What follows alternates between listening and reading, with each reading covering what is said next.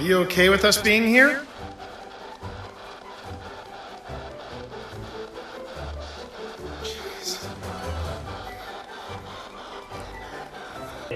Lady. Lady, lady. Yes.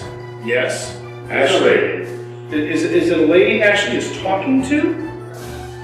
Or are you referring to Ashley? It just said Ashley, I'm not kidding. Whoa! Ashley just got her name. She has now ascended. I don't know if you heard that, Pip, but your sister from another mister here, Piper, just said we should put Pip on FaceTime.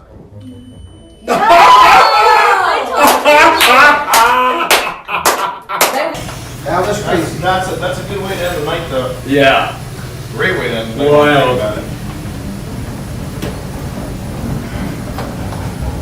Okay, we need to What is that? coordinate now. Yeah, what was that sound? What? I thought that was you rolling something. I thought that was you rolling something. At first I thought it was outside, but then it sounded like it was something That was- inside. That sounded like it was from in here. What was that? Yeah, but that switch does not seem to do anything. Exactly. It just shuts off the armor. It shuts off the armor. Alright, let me see if there's a switch over here. There's a switch is here.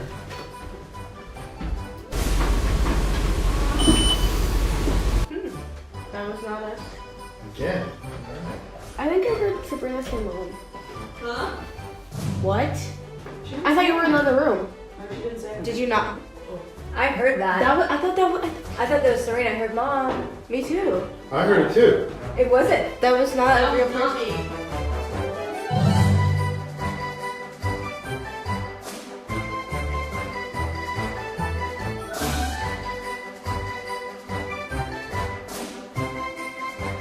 Annaberg. It's either called Annaberg or Annaberg Mansion, and it is in historic Manassas, of Manassas, Virginia. I'm sure people will be like. Yeah, the short people will be fine. Okay. So welcome everybody to the USS North Carolina. This is the Wildwood Sanatorium. And it looks like we've got really good Wi-Fi for this. This is where we're starting the investigation tonight. There's my partner in crime, Phil Rossi.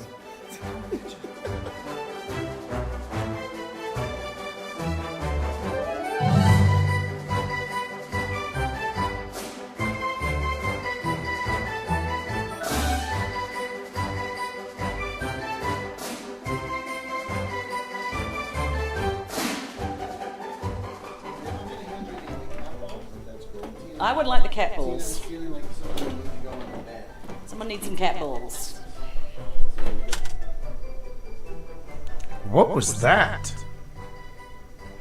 What was that? Yeah, I thought it was something on the floor, but it's not. Someone needs some cat balls. All right, hold on. Hold the phone, everyone. I'm gonna isolate this section.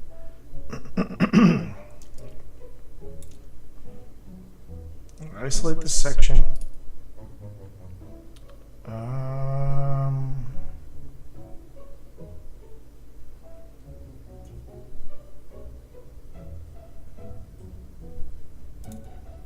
Okay. Is that still going off in there, Tina? I'm going to hand you the cat balls, if that's cool. I would like the cat balls. Feeling like something need to go in the bed. Someone needs some cat balls. It's right there. I'm now slowing it down to 175.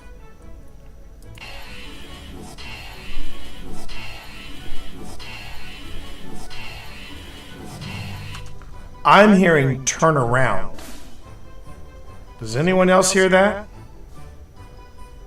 Turn around? Is that still going off in there, Tina? I'm going to hand you the cat balls, if that's cool. I would like the cat balls. Feeling like something need to go in the bed. Someone needs some cat balls. Does anyone else hear that? 3 cat balls. You mean the bed in there?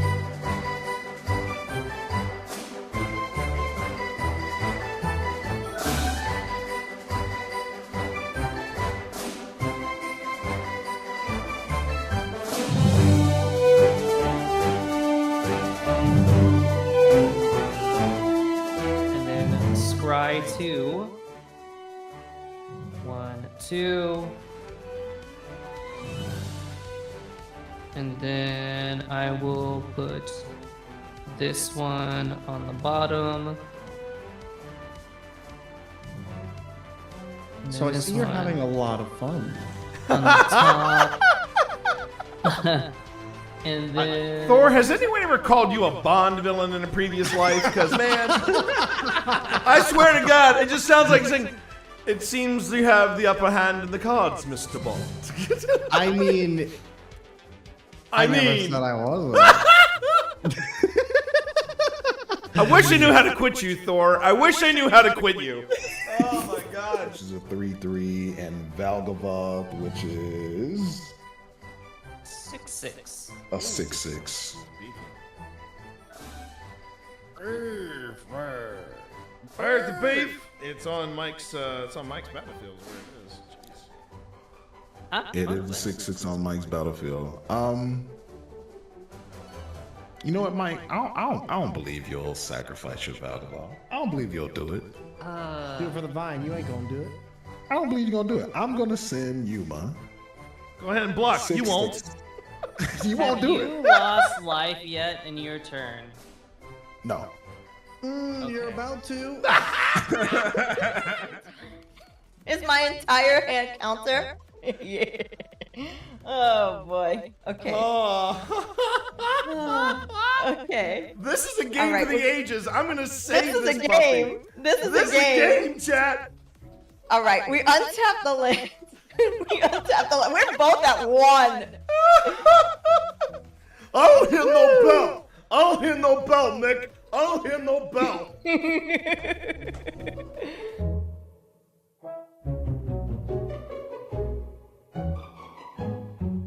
All right. All right. Oh, son of a bitch. Oh.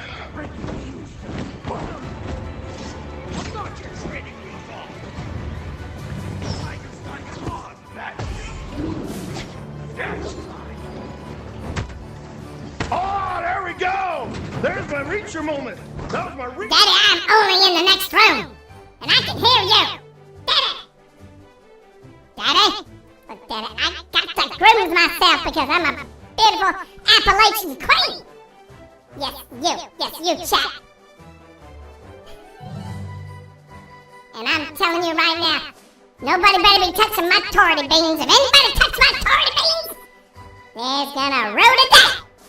They are, because I'm an Appalachian queen! I'm about done with this, I swear to this technological hoopa-joop. Right here, chat. That's my furry ass. Kiss it, pucker up, buttercup. They're both as high as each other. Oh, they are.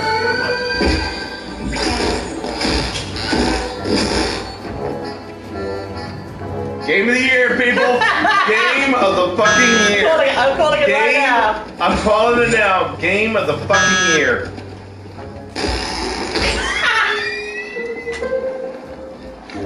We are 12. We are 12.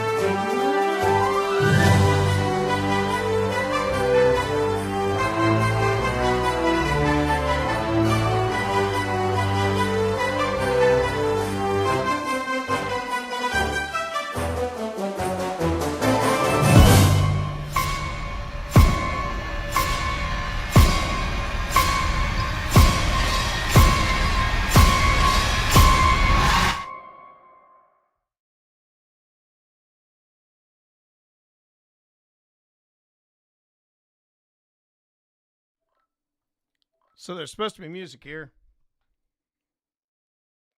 What is it about? What is it about this? There we go. You know what? I'll take that. I'll take that. At least that makes up for the lack of music. How you doing, everybody? One more time for 2025. Big Marvinsky coming in at 76 months. 76 months. And I saw earlier that Cassie Hobbs coming in for 22 months. That is inspiring. Inspiring to say the least. And I appreciate each and every one of you. There it is. There it is. Just a little slap against the side of the jukebox, and that'll do it. Yeah, I know you got market tomorrow. Matter of fact, I did a massive double take, Marv, when you posted it because you said you were at St. Albans, and I'm like, dude, that's an hour and a half away from me, man. Are you selling spices at one of the most haunted places in Virginia? And then I was like, oh wait, that's entirely different St. Albans. Whoops.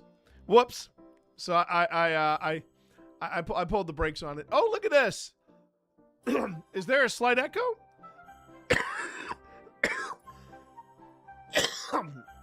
What a lovely singing voice I have there as well. But thank you, Spence. I'm not sure why there was a echo there. I'll have to check that clip. I'm gonna have to redo that hype reel anyway. So I'm setting aside some new clips. And by the way, thanks Spence for keeping an eye over there on Old Spirits Investigations. As for why I'm going to be having to change my brand new hype reel one more time, you're just going to have to find out after I wrap up my look back on 2025. I have a major announcement. We're going to be talking about it.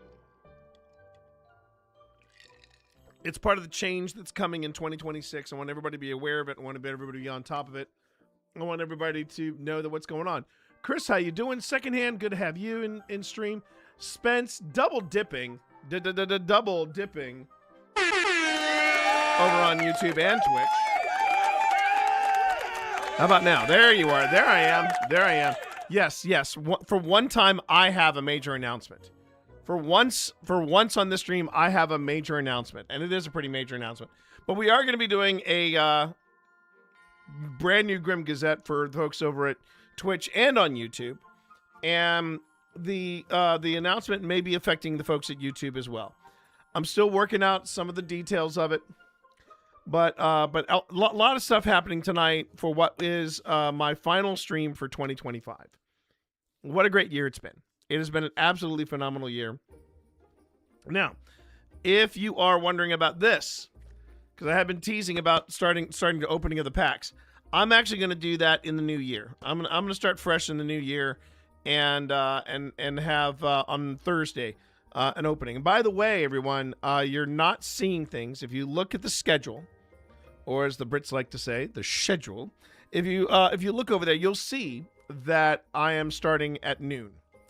So a couple things have been going on. Got some bad news, everybody. So this is not the major announcement, but it is bad news. But it does mean that I get to stream a little bit more.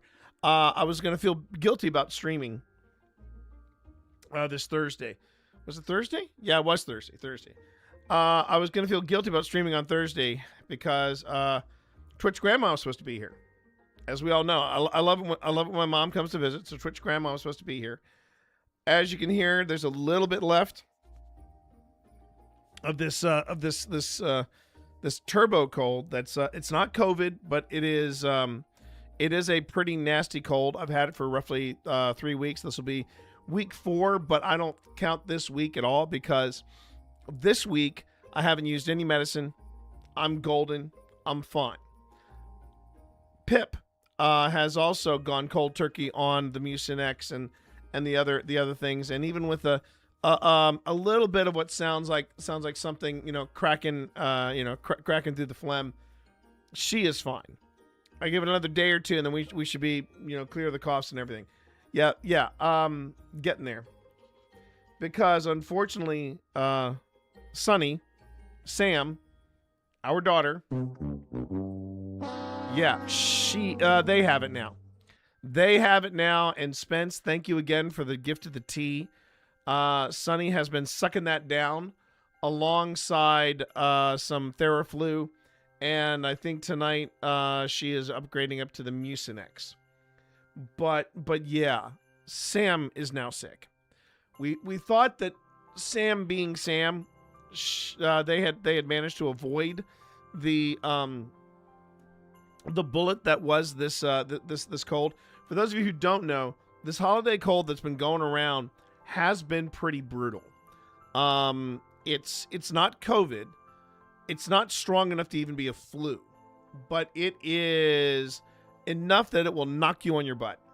And it kind of misleads you because you start feeling better. You're like, oh, I got this. And then you overdo it because you think you're on the mend, and it turns out you don't.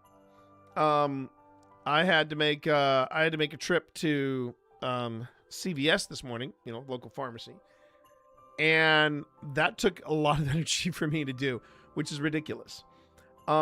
Just a really rough bumpy ride, and we had to call, and it's a Naro version. Oh, okay. I read that originally as Naruto, but that's a different version altogether. It's when you sneeze like this. But anyway, going back to the cold itself, we got it. We had it. It was raging around the holidays, and that was when I told you all about the time that I had to call Twitch Grandma and say, I don't think we're going to make it for Christmas. And she was very disappointed. Tears were shed, and I felt terrible about it. And we called her this morning. We said, Mom, look, we want you here, but you need to know Sam's situation.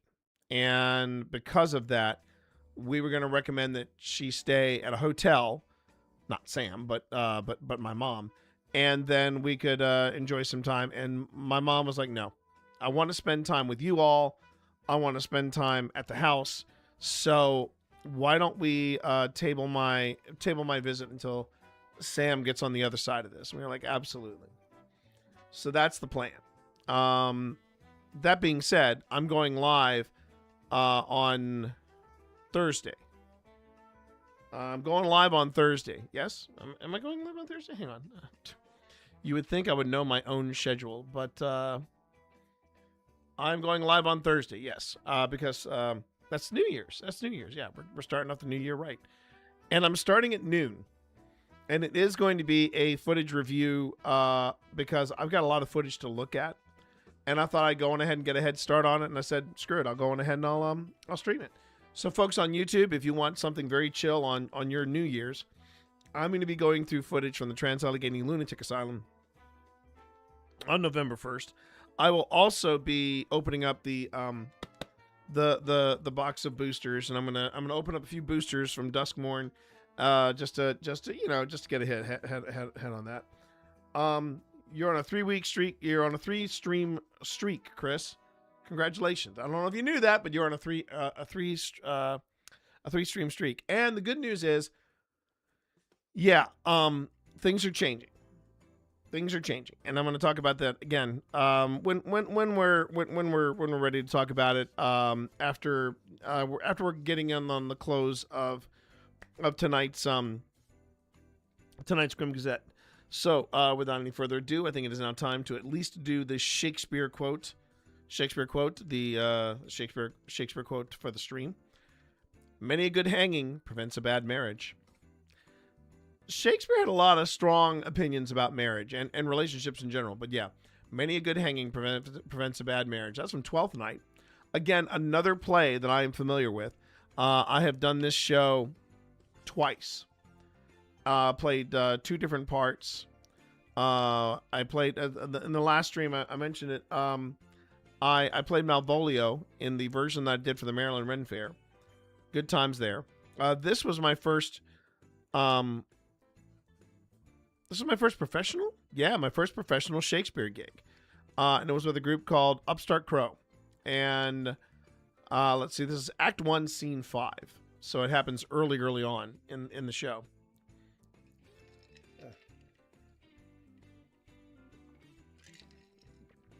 And it goes like this. This is what you need to know about this quote. As it is in many of Shakespeare's plays, some of the most brilliant bits of wisdom issue from the mouths of fools, clowns, and simpletons. On Twelfth Night, the designated jester is Festi, a clown who is a member of Olivia's staff of servants. Festi serves as a foil to Malvolio. That's the part that I played at the Ren Fair. The pompous, humorless, and self-loving, let me try that again. Festi serves as the foil to Malvolio. The pompous, humorless, and self-loving overseer of the staff. In the course of trading and fending off barbs from Malvolio, Festi lives up to his belief that God gave them wisdom that have it, and those that are fools, let them use their talents. In the case of this little gem, Festi is unrepentant for an unexcused absence from the court. When the maidservant Mary tells him that Olivia will have him hanged, he offers this rejoinder. Many a good hanging prevents a bad marriage. Yeah. So, Twelfth Night is one of those plays where it doesn't start off as haha funny, right? It's got a bit of a slow burn. And by the time you get to the comedy, you've seen a lot of stuff that isn't necessarily funny, but you get through it. And then when you get to the hijinks of what I guess is Twelfth Night, that's when the comedy kicks in. You have Malvolio with the cross-gartered stockings, and then you've got this weird separated, not at birth, but separated for a time, thinking each other is dead, brother and sister, and the sister cuts her hair to look like her brother, and then she passes herself off as a boy or as a young man, and at one point of the play, you've got people just missing one another, similar to Comedy of Errors, and there's that confusion of the twin and such. I've played the brother, and it was the one and only time I've ever dyed my hair for a part, and I had to dye my hair red. And when I dyed it, I left the dye in for a long time to make sure that it took, because my hair was not as blonde as it was when I grew up, and I figured, okay, if I let it soak in the red, it should be fine. And it came out red because the actress that I was playing opposite of was playing my sister. She was a proper ginger. I mean, she had like copper red hair, and I tried to match its color, and I think I came close, because when I showed up, everyone was like, "Whoa!" And it wasn't like I don't think it was a copper top. I really didn't feel like I was as red as I could have been, but everybody liked it, and it was, I was a redhead for a while. I was also clean shaven. Obviously, I was clean shaven. So this was when I was this was before I had tried out doing a beard, and I did the beard. I did the first time I ever did a beard. I'd done a mustache before, not for Shakespeare, but for just for another part. And it was a choice. I just said, you know what, I want to grow a beard. No, I want to grow a mustache. I was like, I want to grow a mustache. I've never done facial hair, and I hated the way I looked with a mustache. Me with just a mustache, it just didn't look right. It looked like I was trying really, really hard to grow facial hair. That's what it looks like when it's just the mustache. But then I did this look for Comedy of Errors, and it was amazing to me how many people were like, "No, that suits you." Because I thought when I was like, man, I've tried facial hair before, but at that time it was just a mustache. I've done. You haven't seen the art with Evie? Oh, you haven't seen that before? Oh, yeah, that's a new one. I'm thinking I may have to do some new emotes, so I'm going to be already planning for new emotes for 2026. But that one, Candy Cane Studios nailed the updated version, because as much as I love the icon of me and Benedict, I'm like, it was time to retire it. It was time to retire it, and I will never get rid of the Benedict Sebastian emotes. Those are permanents. Those are mainstays here. So those won't be changing anytime soon. So yeah, that's the long and short of 12th Night. Good quote right there. I do like that. Many a good hanging has prevented a bad marriage. Was it many a good hanging? Many a good hanging prevents a bad marriage. I like that. I like that one a lot. So hey, everybody, good evening. I hope you're having a great. I'm hoping you're having a really, really solid, kind of post holiday vibe, and you're heading into 2026 with a sense of optimism, because that's kind of where I'm going with this. I'm going in with a sense of optimism. Going to make a few changes. Going to keep doing some things I've been doing, and I think having that holiday miracle of in one weekend watching not only Jake Paul but Andrew Tate both absolutely getting pummeled in the ring. It just, something about that made me go, 2026 is going to be a good year. I mean, the macro forces at work can try as hard as they can, but in all fairness, I felt like that was a sign from the universe saying, hang in there. Hang in there. Good things are on the way. Good things are on the way. Also, I had a great weekend with the wife. While we've been working on getting better and sheltering in place. It's like, we've been trying to make time to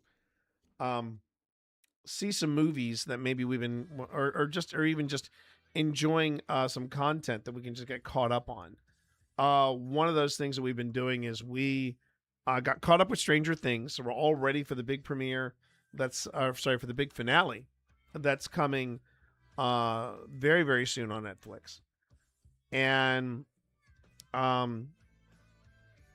that'll be nice to spend a chunk of the first day of 2026 is seeing how all this wraps up.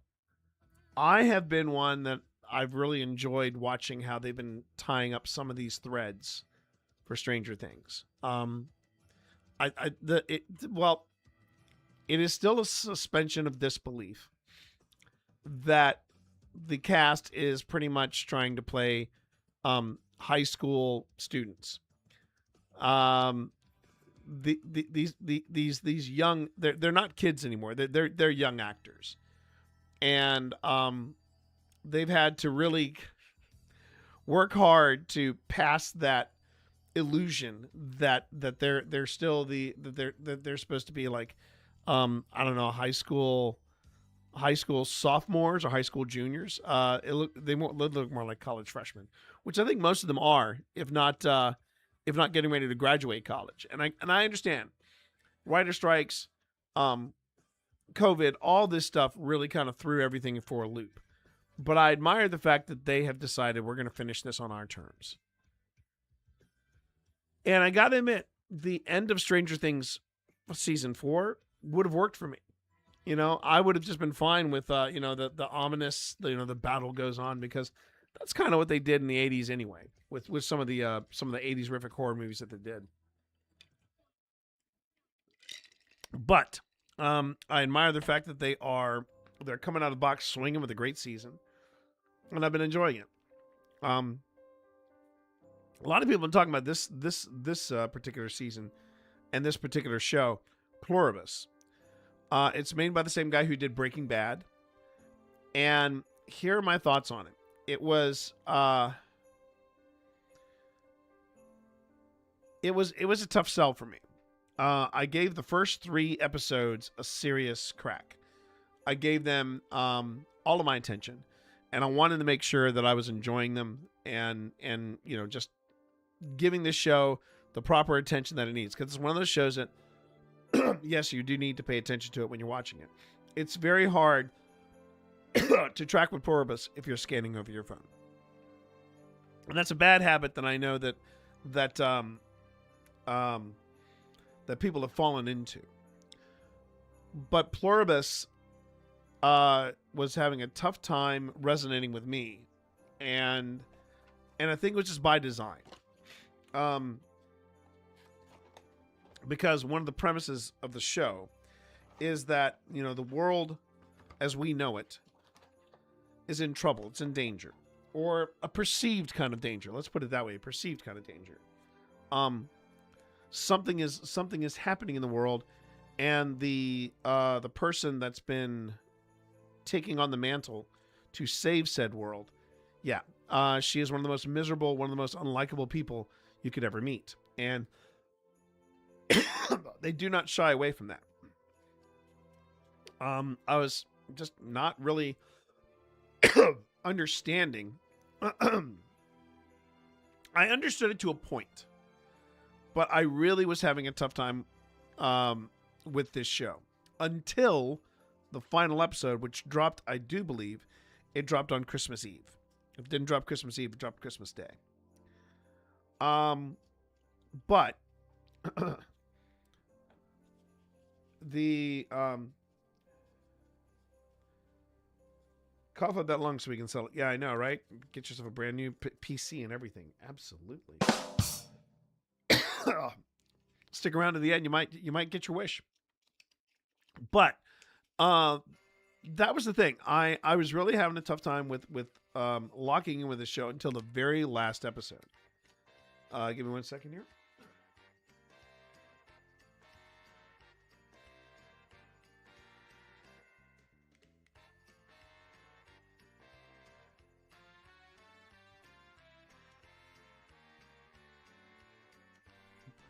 And we're back.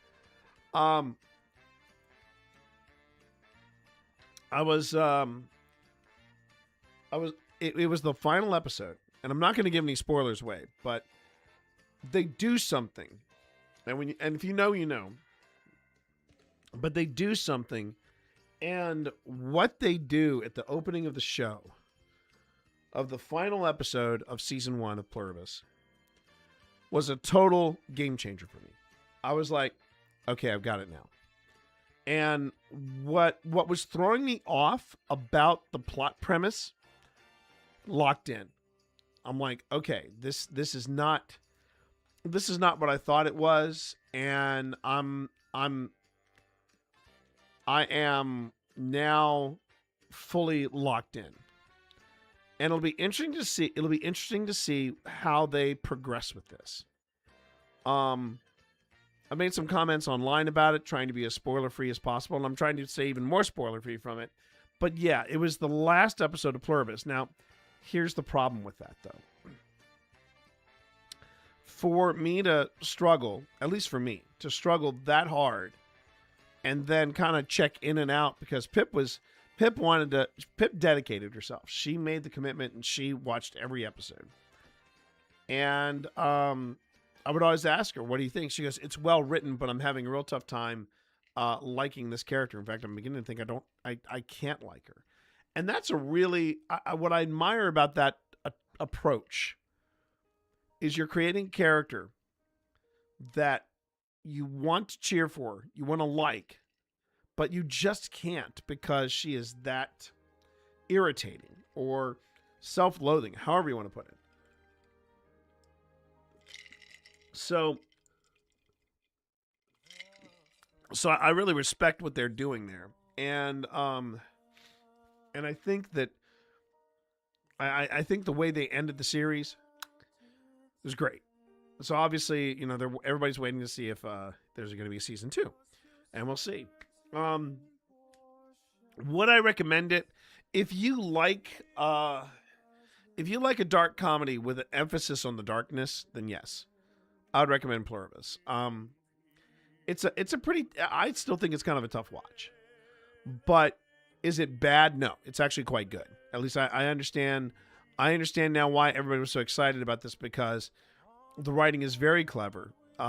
Very much on par with what I know of Breaking Bad. I have never seen Breaking Bad. I don't even know why. I just never felt the need to watch Breaking Bad. And it might be one of those things that very similar to The Sopranos. I saw The Sopranos late in life, and when I did, I was like, "Oh wow, that was great." Why did I miss it the first time? I don't know, but there it is. Hold on.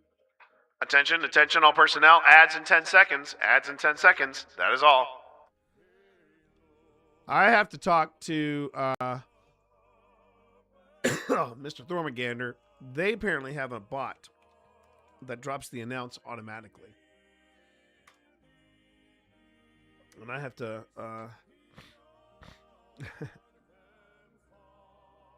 Here's what I'll say about the ads. I was doing a bit of bookkeeping, if you will. And I noticed, just in my bookkeeping, I noticed that, yes, the ads were making a little bit of a difference, at least here on Twitch. Can't say this. I really can't say what's going on YouTube, but you know what? For those of you sitting through the ads on Twitch, thank you very much. I do appreciate it. For those of you on YouTube, you don't have to worry about it. You're just going to get more content. Okay, I think I need to change this up a bit. Whew. Seribot? Okay. I'm gonna have to look into that. I'm gonna have to look at that. We'll dabble a bit. Make something happen, Spence. I appreciate that. Thank you. So the last thing, though, do I want to wait until I get back? Yeah, I want to wait till everybody gets back because I do feel like I need to mention the other thing we got up to during the Christmas break. Before anybody asks, yes, we did our yearly watch of Die Hard, and I'm just gonna come out and say it. Every time I watch it, I am always fascinated with how good that script is. That script shouldn't be anywhere near that good, and it is.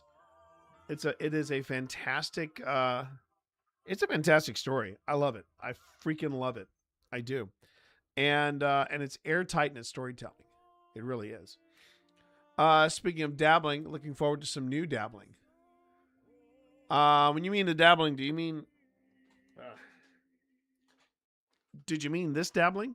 The dabbling in the tarot? Because yeah, I'm looking forward to it too.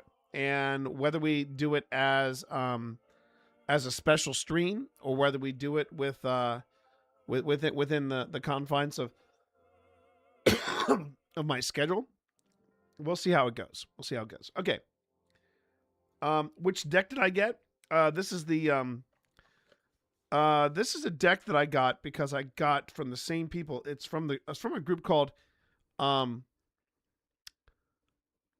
Ethereal. Far Ethereal. I think it's what it is called, Far Ethereal. These people, I got a gift for Pip. I don't know if it's a tarot deck. I don't think it is a tarot deck. It was I think it was an inspiration deck or some other kind of deck. And that deck was just really beautiful artwork of powerful women. And so I got that for Pip. And I saw they had this Alice in Wonderland, same style, Victorian style art. But I saw that they had this this tarot deck, and it was based on Alice in Wonderland. And I said, "Oh yeah. I have a thing for Alice in Wonderland. Not necessarily the Disney one, but the classic version." And so I picked up the tarot deck, and now I want to be able to use it. I want to be able to do something with it, and not just have it be something on my desk. So I reached out to Spence and I said, "This is something I like to do in 2026," and they're all for it. So let's see how this plays out. So the other thing that we happen to do over the holiday break, particularly over the weekend, we, as in Pip and I, we actually sat down and we watched what I understand now is, and I've been feeling an itch to watch it because people have been talking about Interstellar a lot. People have been talking about The Dark Knight. And I didn't get a chance to post anything from it, although I have video and photographs, and I'm still intending to post them.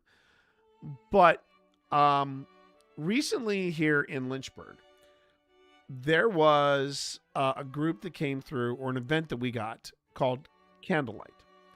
And Candlelight is this thing where they get a quartet or quintet of string instruments. And then they do different kinds of music, but they're only illuminated by candlelight. The entire stage and parts of the aisles are all illuminated with digital candles. And it is absolutely breathtaking. And when we went, when we did our evening of candlelight, it was the music of Hans Zimmer. And I've been feeling the itch to watch Interstellar again. But I don't want to watch it without Phil, because apparently this is Phil's favorite movie. Phil Rossi, the guy that I do paranormal stuff with. And so I've agreed that I'm going to wait and watch Interstellar again, but watch it with Phil. When I saw it, I really enjoyed it. There were some concepts that I thought were a little hard for me to grasp, but I blame the medium that I was watching it in. I was watching it on a flight from New Zealand back to the United States. And I enjoyed it. I enjoyed it immensely. But I don't think I quite grasped everything that was going on in the film because of the smaller screen. So I want to see it on a bigger screen with a better sound system, and I want to see if that makes a difference. But I was still itching to watch some Christopher Nolan. Like after we watched Die Hard on Christmas Eve, I popped in The Dark Knight. I've lost count how many times I've watched The Dark Knight. And I love that movie. I absolutely love that movie. The opening is great. Zimmer's music is so iconic. I just, that simple theme that he came up for Batman, that dun, dun, dun. Well, the toughest part of it is the underlying bass. It goes dun, dun, dun, dun, dun, dun, dun, dun, dun, dun, dun, and then it's just ba-na-na, but you feel it. That's the menace of Batman right there. And I was just watching it casually, and it's like, I almost think The Dark Knight is almost too good of a film, especially for it to be considered just a throwaway comic book movie, because not only do you have Bale, and then you've got, you put in there Lucius Fox played by Morgan Freeman, and you've got Michael Caine as Alfred Pennyworth, and then you throw in Heath Ledger as the Joker, and he is just a force of chaos, not even evil, chaos. And I love that about his performance. He was Chris. And there's not, and when you look at the entire cast, you've got is it Megan Gyllenhaal? But you got Gyllenhaal in there, you've got Aaron Eckhart, you've got so many good actors in there. And I enjoy that movie immensely. But I wanted to see something of Christopher Nolan that I hadn't seen. So I said to Pip, let's watch Tenet. And this is a real divide for some people. And what I've noticed is that you either love Tenet or you hate Tenet. Maggie, thank you, Maggie. I knew it was an M. I just couldn't remember. And I knew it was 2 syllables, but I couldn't remember. But thank you, Maggie Gyllenhaal. So we watched Tenet. And here's what I have to say about it. I loved it. But I had been thinking about that movie ever since we saw it. I had been trying to noodle through everything that I saw in that movie. And here's what I would say if you have not seen Tenet, don't worry about about when people say, oh, you couldn't understand what people are saying, especially the music was too loud, etc., etc. It has been remixed for streaming from what I heard. But the other nice thing about streaming is you can also turn on the subtitles, which is what we did. And I just wanted to do that because I wanted to make sure I didn't miss anything. Because I knew that the movie was dense. But I would put Tenet right up there with movies like Ex Machina, 2001: A Space Odyssey, and Blade Runner. And Under the Skin. These were not popcorn science fiction adventures. This, well, we did hear it too. Yes, we did hear it. We did hear some of the mumbling, but the thing was we had the subtitles on, so we could navigate it a bit better. Hi, baby. How you doing? That's Twitch Mom, everybody. It's my baby. As a matter of fact, I woke up the next morning and I said, I realized something about the movie. They only have to wear the masks when they are actively traveling backwards in time. And we chatted about that, and Pip did a deep dive into all the fan theories about the film and all this stuff. But I will tell you this about Tenet. It's wonderful.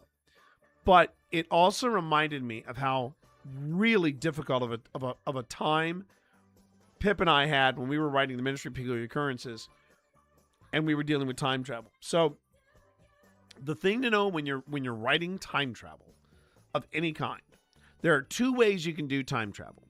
One is just have a good time, just take your pants off and just go for it. You are flying by the skin of your butt, and you don't care where any consequences happen. And you see that in like shows like Timeless. You see it in movies like Time After Time and Time Rider, and to some extent, Star Trek IV: The Search for Spock. It's we're not being careful where we step.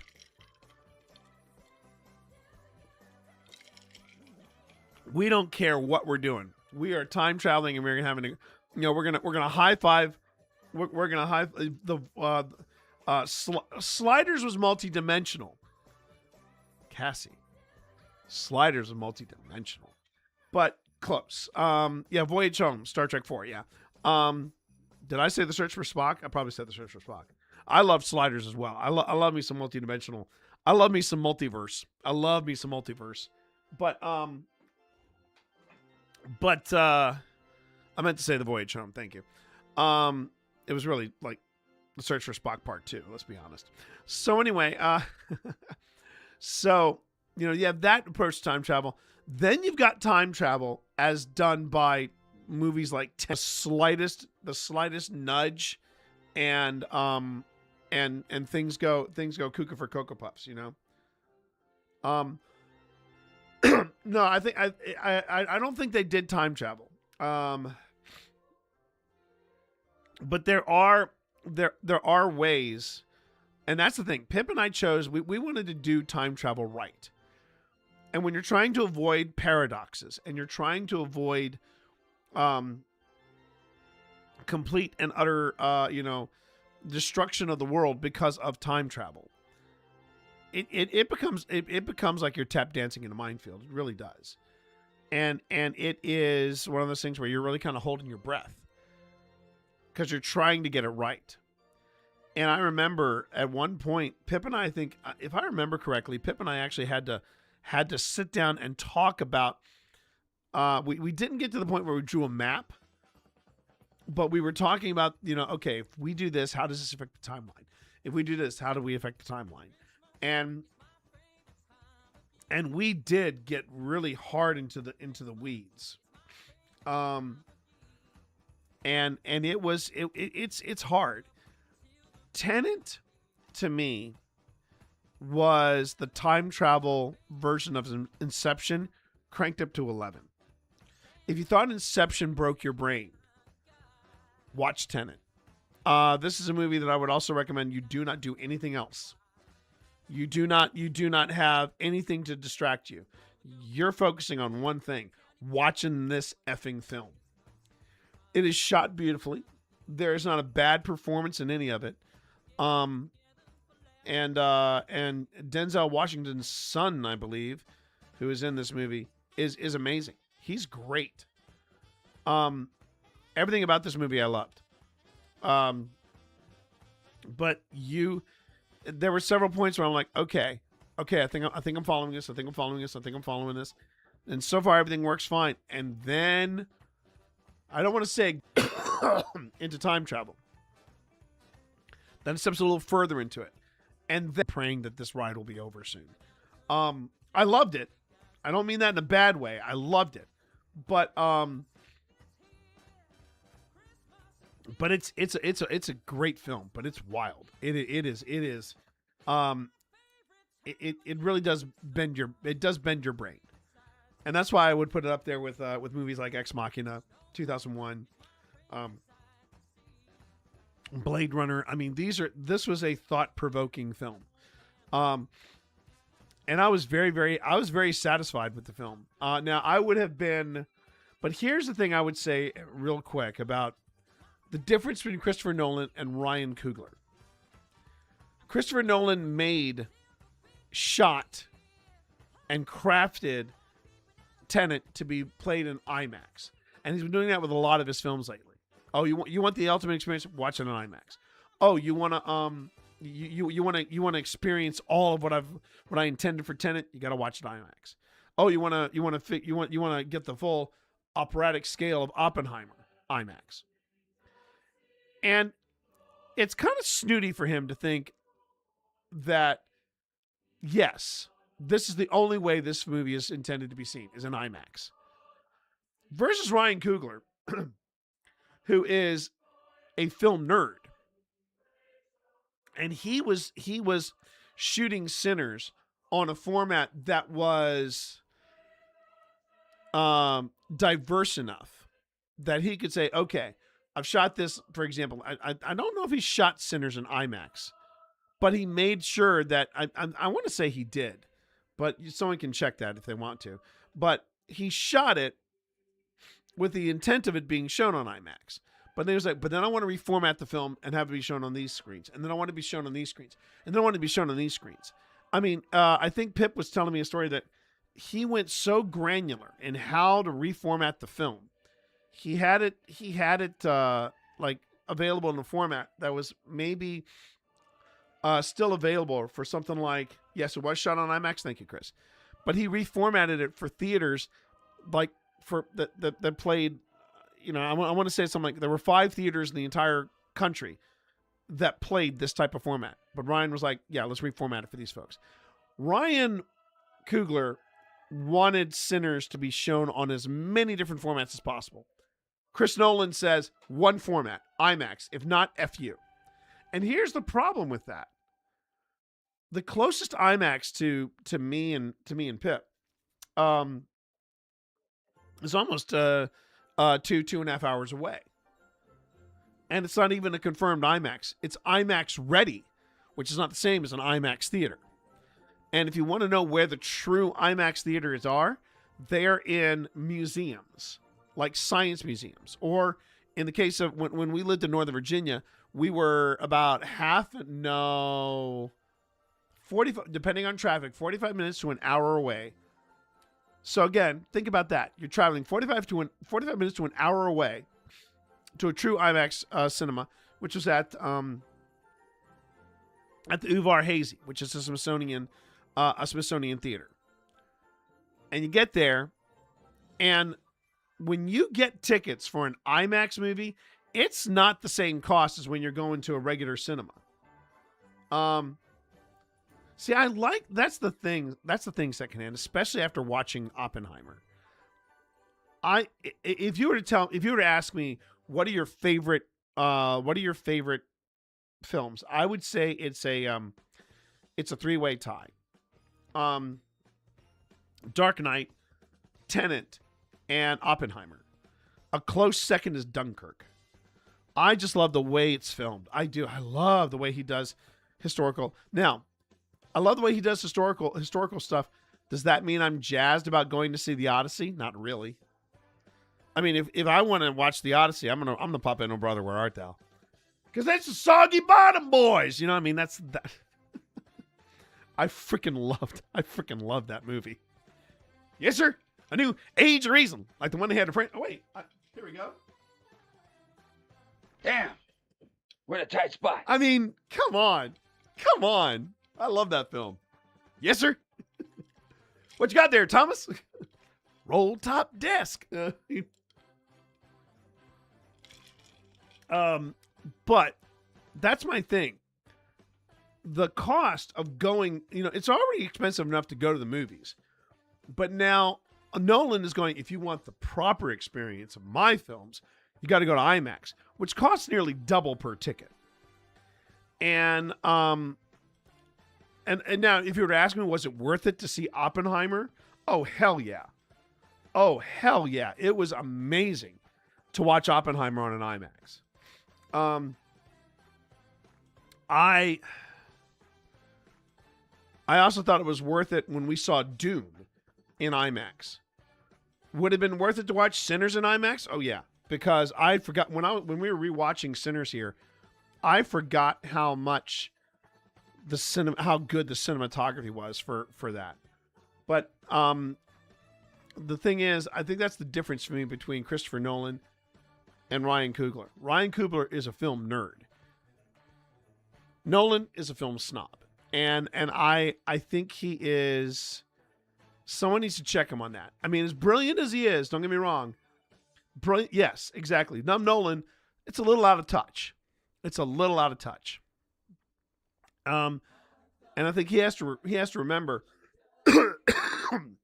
that going to see an IMAX is one way of enjoying a film. And I mean, I've got a great system here. Pip and I have a great layout in the media room. Does that mean that I regret not seeing Die Hard on the big screen? Yeah. It was a movie I wanted to see on the big screen back in the 80s when it came out, but I missed it. Now, I saw Aliens on the big screen, and that was a game changer. That was a life changer. I freaking love Aliens on the big screen. Any chance I can get to see a movie like that on the big screen. I'll give you another one that I'm glad I saw on the big screen. The Matrix, the original Matrix. And that's kind of how I felt when I was watching Tenet. It had the same kind of Matrix. What the hell is happening? But then you just kind of cranked up the volume. And so that's why I enjoyed it a lot. So, all film snobbery aside, do yourself a favor and watch Tenet. If there was any way we could do a film watch on here, I would. I don't know if they allow for that anymore, but I do. I freaking loved Tenet. I did. I loved it. It was worth a watch. All right, everybody. So the reason why I'm doing tonight's Grim Gazette on Tuesday instead of Wednesday. Yeah, do a Discord movie night. Well, you know what? I may try that in 2026.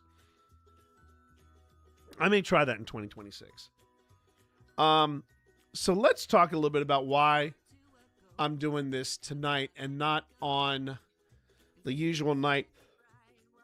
Tomorrow is New Year's Eve. We got plans with the Rossies, so I was not going to miss that. And we're going to ring in the new year, start things fresh, right? But I didn't want to end 2026 without one more 2025, excuse me. I think I've seen previews of Iron Lung. That looks wild. But I did not want to end 2025 without one more Grim Gazette. So that's why I pushed it up to today. Plus, I got a big announcement that I want to talk about at the end of all this. So let's not dally in any more chit chat. Let's just jump right in. Okay, here we go.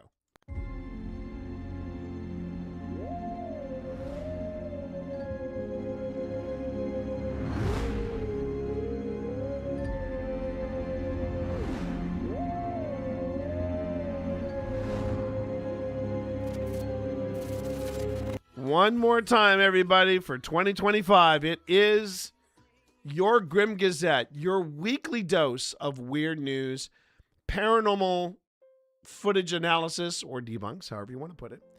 And then tonight, we will be wrapping up with the top 5 moments from season 4 of Old Spirits. I've set aside some clips that we can watch together, and then we can talk about in depth. And we're going to talk a little bit about what we discovered during the year, but we also going to talk a little bit, just a little bit. We're going to talk about the change that's coming in 2026. And I'm looking forward to sharing this change with you all.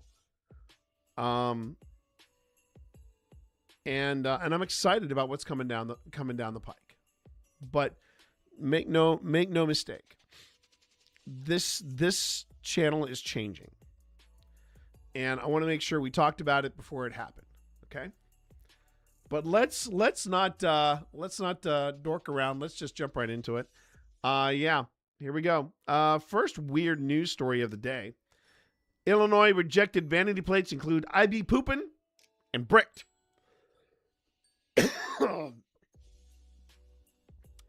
So here we go. Illinois officials revealed some of the personalized license plates applications that were rejected in 2025, including plates reading IB poopin' and ICUP.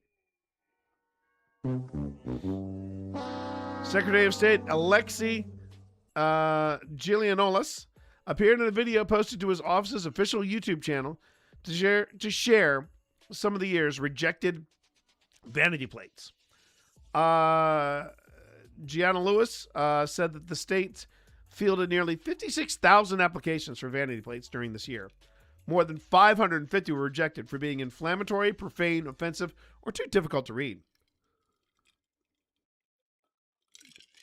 Some of the rejected plates included BBL, which apparently stands for Brazilian Butt Lift, which had to be explained to me, Juliana said in the video. Now, see, I thought that would have stood for Be Back Later. But Brazilian Butt Lift, I had no idea. Other rejected plates included Blue Ballin', IB Poopin', Bricked, ICUP. All right, I'm trying to figure this one out. Well, I got Badass Mom, but this one, Sundin Uzi? Sundin Ussie? Sinden. Can anyone figure that one out? Sinden USZ. Sinden USC. Sinden U. S's? That one I don't get. That one I don't get.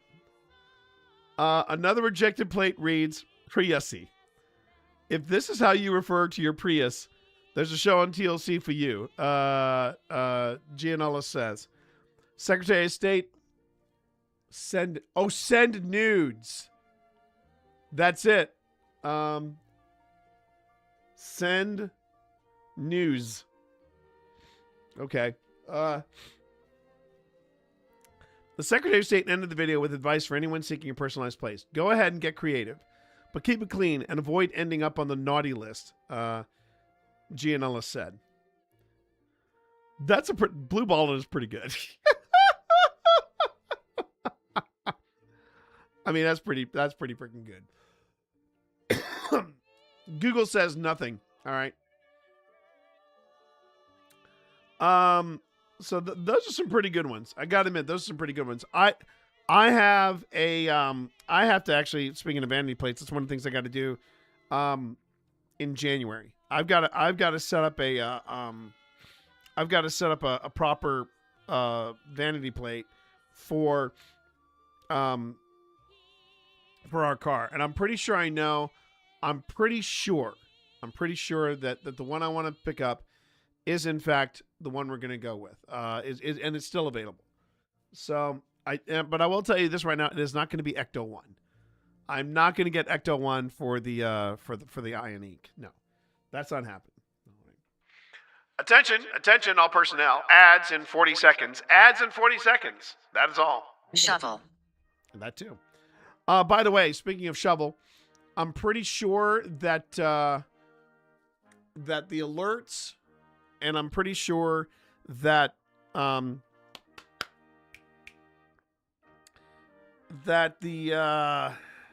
blurps are working again. I'm pretty sure. I was able to test them within an inch of their lives on OBS. Haven't done it on Streamlabs just yet. But I remain confident. I remain confident. And we're going to... it didn't work. Oh, but the alerts work. Okay, so alerts work. And thank you for that, by the way. Thank you for that follow, Zaytoon. I appreciate that follow. Thank you so much. Feel free to speak up. Feel free to introduce yourselves. But hey, if you're a little shy and you prefer to lurk, you go out and lurk. We appreciate lurkers here. So I still haven't quite figured out why they're not working on here on Streamlabs. I know they're working on OBS because the last time I ran them, everything was fine. Just came in to say hi. Came from Doug's video. Of course you did. Of course you did. Of course you did. And I appreciate that. The video that will not go away. Oh, I should also mention that. I got my Doug Moo Moo mug. I got my Doug Moo Moo mug. And you know what? It is absolutely fantastic. Now, what I find funny about the Doug Moo Mug is it is the exact same mug as the Doug Mug. You've all seen the Doug Mug. It's the the bell pepper that everybody associate Doug with. Well, this one is, oh, look at that. Someone's starting up a combo. Thank you for starting up that combo. Feel free to donate to that combo. I certainly do appreciate it. And thank you for starting up that combo secondhand. So anyway, the Moo Moo mug is literally the exact same pattern as the Doug Mug, but it has a few little extra things. There's a tail and there are horns, but you still got the big bulging eyes, and I got a cow pattern. I'm like, I love this. I freaking love it. I absolutely love it. Almost as much as these laughing horses. Almost as much as these laughing horses. And there we go. Thank you, Spence. Well, I'm glad that's working. Appreciate that, everybody. I do appreciate it. And in about 10 seconds, we will be back from break. Again, for those of you who are watching and sitting through the ads, I appreciate you. Thank you very much for sitting through the ad breaks. It means a lot to me. It really does. Thank you. So moving on. Next story. Whoa. Next story came with a lot of ads. Pop culture in 2025. A ring for Taylor, an ill-timed kiss cam, and whatever 6'7" means. 6'7", 6'7". That was ridiculous. When all right, I'll save that story for later. Okay, so first off, Tay got herself a ring. Dictionaries define things. It's their job. So when Dictionary.com pronounced 6'7" as their 2025 word of the year, you think they would have, well, defined it. I guarantee you, teachers everywhere screamed to the heavens in anger over that. So I can't blame them for that. We're all still trying to figure out exactly what it means. They told us of the year's linguistic time capsule. But that's just how pop culture works, isn't it? Who's to explain why parents alone in their cars were suddenly singing Up, Up, Up from that K-pop Dean Hunter song? Or why in the Venn diagram, pop culture and zoology, it was the capybara that emerged victorious and beloved. Goodbye, Moonding. You're adorable, but so 2024. Despite our new obsessions, though, there are some things remain constant. By which we mean Taylor Swift and Beyonce, of course. It seems like every year they get bigger for Swift. But in 25, you put a bow or a ring on it with Travis Kelce announcing your English teacher and your gym teacher are getting married. As for Beyonce, the musical goddess finally won that album, Best Grammy album she long deserved, and on tour introduced a new force, her daughter, Blue Ivy. So from the inexplicable to the familiar, here's our annual, highly selective journey down pop culture memory lane. Oh, this ought to be fun. January. They may not be Tavis, but they're a delightful couple, just the same as Zendaya and Tom Holland are engaged. Amen. Let's hear it also for Demi Moore, who wins a Golden Globe for a wild performance in The Substance. At the bookstore, fans go wild for Onyx Storm, the third installment of the Rebecca Yarros Romantasy series. A Nirvana reunion highlights Fire Aid, a fundraiser for the relief efforts following the Los Angeles wildfires. At the Australian Open, U.S. tennis star Coco Gauff mourns the temporary loss of TikTok's app back home, drawing a broken heart on a TV lens.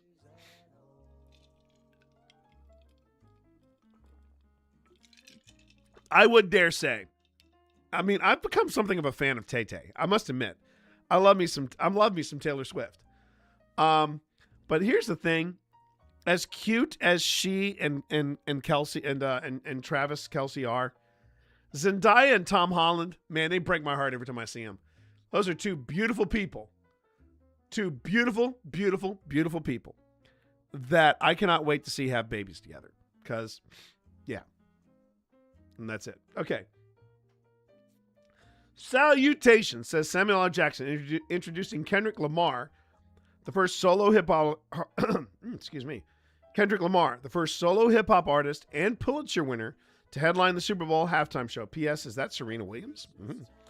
At the Grammys, a member of the Los Angeles Fire Department present Beyonce with the Best Album trophy for Cowboy Carter, the most awarded and nominated artist in Grammy history, because becomes the first black woman to win the top prize in the 21st century. In the age of TikTok, you never know what's going to catch fire. Like those hand-painted party invitations from 87-year-old Doug Turner to his Pennsylvania neighbors, with the priceless line 4 p.m. until the cops arrive. March, Oscar month. All hail to Sean Baker's victorious Brooklyn set Honora and its star Mickey Madison.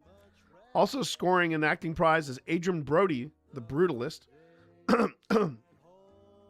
which probably should have found another place to put his chewing gum. Wicked, an audience favorite, misses out on big prizes, but its star, Cynthia Erivo and Ariana Grande, perform a rousing opening number. Meanwhile, the once promising Netflix contender Emilia Perez wins 2 prizes, but sees the Best Picture chances evaporate in the wake of an uproar over the past tweets from star Carla Sofia Gascon. That one I didn't know. I don't get that. But okay, let's move on. April, The Blender, The Poisonous Fruit, The Lizard, and Sam Rockwell. The Thailand set third season of The White Lotus is certainly a talker. Katy Perry may be wishing she headed to Thailand rather than outer space. Her earth-kissing return from an 11-minute trip on a Jeff Bezos Blue Origin rocket is widely mocked, even by Wendy's, which writes on X, "Can we send her back?" I remember that. On Beyonce's Cowboy Carter tour, a star has emerged. 13-year-old Blue Ivy. In a mega deal, Hailey Bieber sells her Rhode skincare and makeup brand for a cool $1 billion. We're now into May. A Crisis at Cannes. Films Fest bans nudity on the carpet. Do they think this will halt the naked dress phenomenon? Bon chance. Also at Cannes, Tom Cruise again shows he'll risk life and limb to entertain, this time atop a classic biplane in Mission Impossible: The Final Reckoning. I'm going to get caught up on those movies. They are guilty pleasures for me. I really did enjoy. I think the first one is great. The first one is just amazing. But the ones that followed, straight up popcorn thrillers. And I don't have a problem with that. Okay, let me get back to this. Across the ocean, the Met Gala turns its focus to menswear in black style over the centuries. It took a minute, said an approving Spike Lee. You Belong With Me, Swift sings, buying back the rights to her first 6 hours. Wait, really? That happened this year? I thought that was like years ago. Okay, cool. This is one of the things I like about Tay, is that she did that. She said, oh, if I want to do these songs justice and not pay you guys jack squat, I'm going to have to buy the rights back. Fine. And she just doubled down. That's cojones right there. Finally, cue the Chicago Pope. In honor of the first American Pope, Leo the 14th. Later this year, he'll reveal his Wordle strategy. All right, now we're in June. The world will know you as pop stars, but you'll be much more than that. Like perhaps the surprise multi-generational hit to the summer, K-pop Demon Hunters starts streaming in June And in August, we'll give Netflix a big box office win with its sing-along screenings. Truth. I freaking loved K-pop Demon Hunters. I did.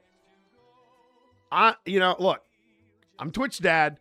The Twitch Dad game recognizes game, and K-pop Demon Hunters brought it. I actually loved it way more than I expected. And now, the song that everybody raves about, I'm not a big fan of Soda Pop. And I get it. You're not, it's a hollow song and all that. But where everybody raves about Golden, my song, my personal song, I liked Takedown. I preferred the opening song. I think it's called This Is How We Do It. This Is How We Do It. I think that was what it was called. This Is How It's Done. This Is How It's Done. I love that opener. And then there was another one. It's not the one that they meant that they were going to do Golden. It was This Is What It Sounds Like. That one cut very close to home. And so I was all about that. I was all about that one. All right. On TV, it's a new season of Love Island USA, chronicling the goings-on in a luxury villa in Fiji. It's the album cover that launched 1,000 conversations. Some are offended when Sabrina Carpenter illustrates her Man's Best Friend album with a photo of her on all fours, the man holding her hair.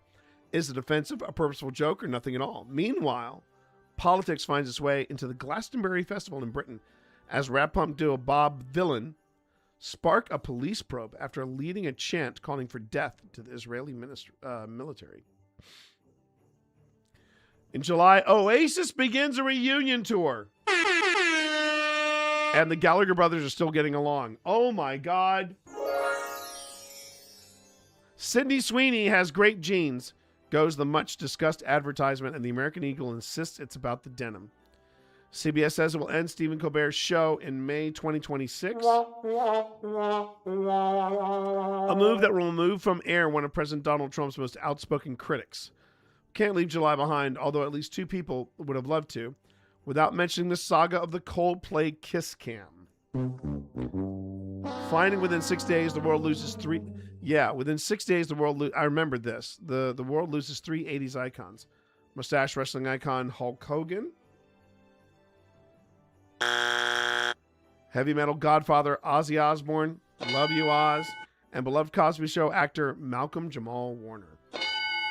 That was a rough week. I mean, not with Hulk Hogan. Hulk Hogan can suck it. But Ozzy, man, I thought it was telling that they did the farewell Ozzy tour, and then within days he was gone. And there's a very touching clip. I recommend everybody look it up. It's where Jack Osbourne is interviewing my boy Dom, aka Youngblood. And Jack started getting choked up because he said, I hate when people say to you that you were just, cred chasing and just, hitching your wagon to us just so you could get ahead. They don't know. They didn't know. And then he started losing it. And without hesitation, Dom's on his feet. He goes across the way and he just gives Jack a hug. It was beautiful. It was something. And it is one of many, many, many, many, many reasons I love me some Youngblood. I'm a Youngblood fan. I'm part of the Youngblood army. Whatever you want to say about it, I'm in. I love what he's doing. You talk about a song that speaks to you. The song that I will not leave the car until it's finished playing is Hello Heaven Hello. That's my go-to Youngblood song. Just throwing that out there. Okay.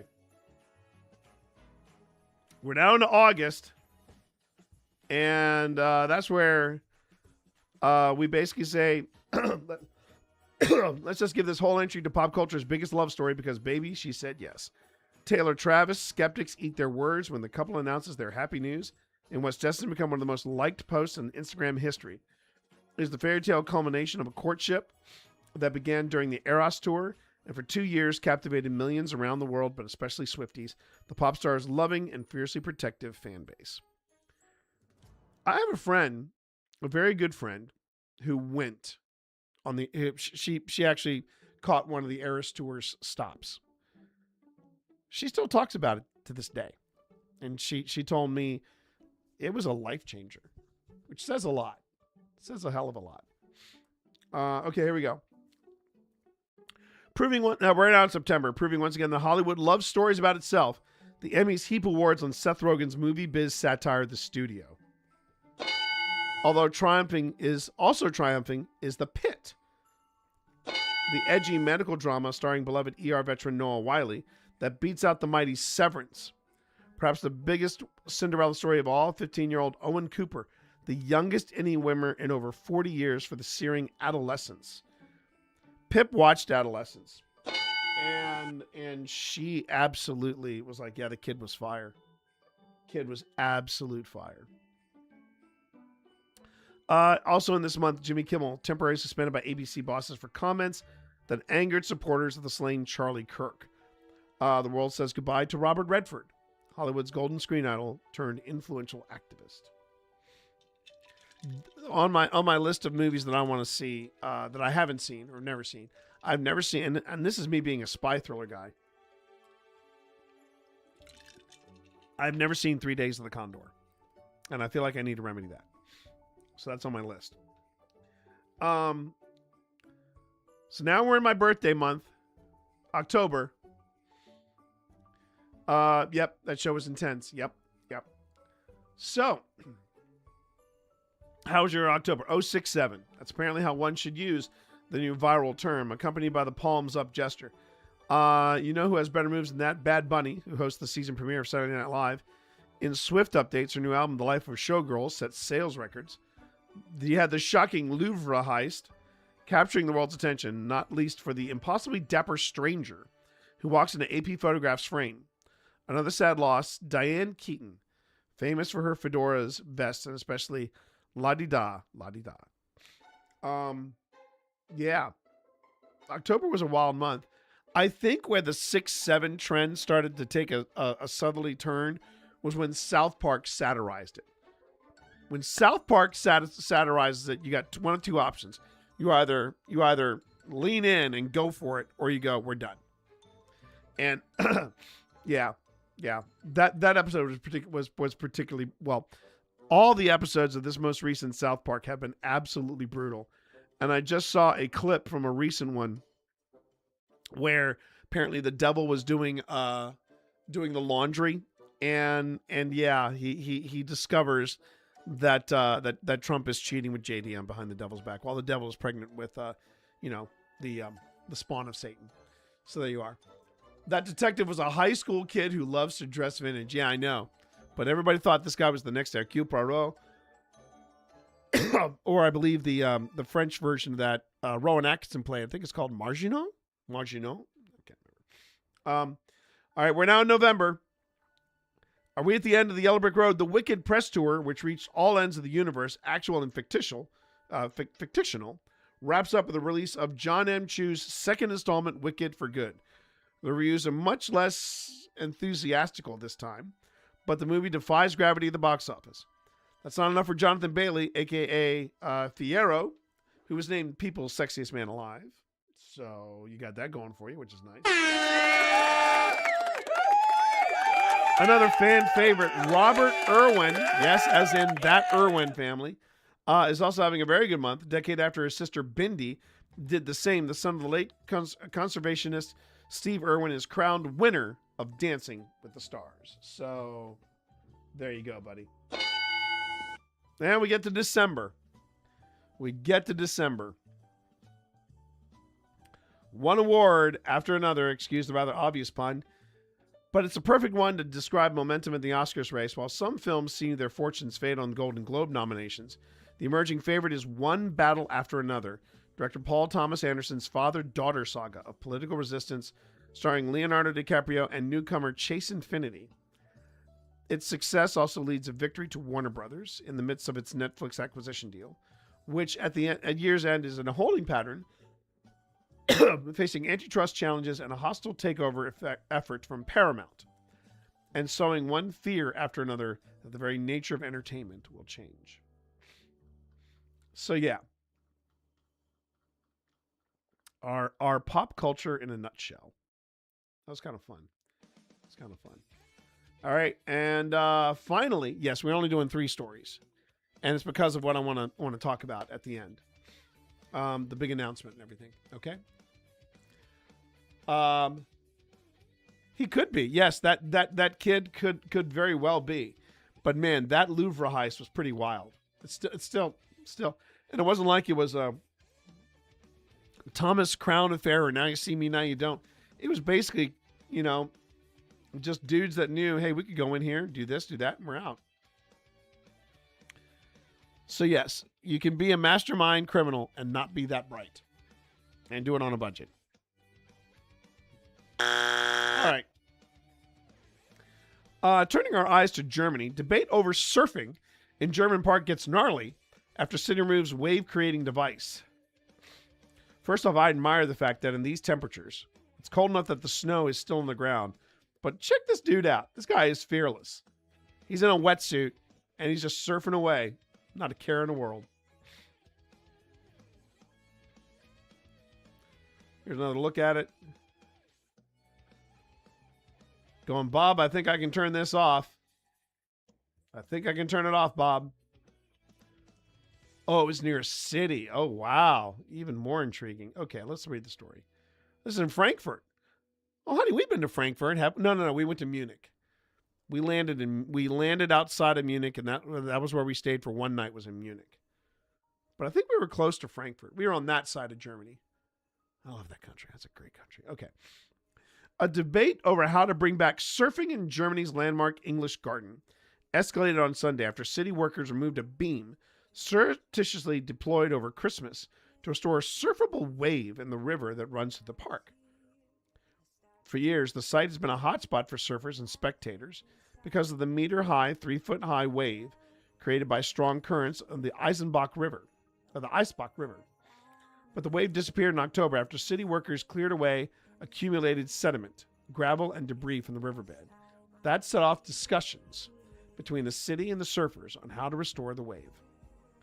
The authorities were apparently not moving fast enough to suit at least some of the surfers who enjoyed several days of holiday surfing in wetsuits after unknown individuals deployed the beam across the riverbed on Christmas Day. A banner on the adjacent bridge declared in English, "Just watch. Merry Christmas." That was this. There's the beam, I guess.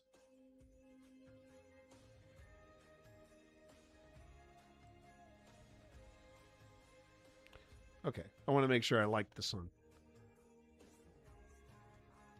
Yeah, that's cool. I like that song. Okay. Here we go. The surfers may have been stoked, but the city was not. Fire department moved in early Sunday morning, and the improvised structure and wave were gone, the DPA news agency reported. The city has urged patience and asked an engineering professor from the Munich University of Applied Sciences to advise on possible solutions. Safety concerns became more prominent in May when a 33-year-old surfer died after her board was caught underwater and she couldn't free herself from the attached leash. The city's Climate and Environment Department said in a statement on Sunday that the beam was illegal and potentially dangerous. The department said that after the tragic accident earlier this year, the city must not and cannot tolerate impermissible structures at the Eisbach wave. A Munich Surfing Association said on Thursday on its website that city authorities were imposing too many conditions on efforts to restore the wave and the process has stalled. A post on the IGSM Surfing Association website said that the city was imposing ever more conditions and added demands on the project, including indemnifying the city for any risks during a test period and procuring an engineering certificate that the adjacent bridge is strong enough to support fastenings to the wave device. The association warns that the site is not a wave for beginners and not a place to start with river surfing, even if one already has experience in the ocean. It warns of concrete blocks placed behind the waves as brakes on the strong current. These are dangerous for inexperienced surfers because in case of an uncontrolled fall, one is pressed against them by several tons of water and gets off at best with serious bruises. Rules for use include being a fit experienced surfer and using a breakaway leash.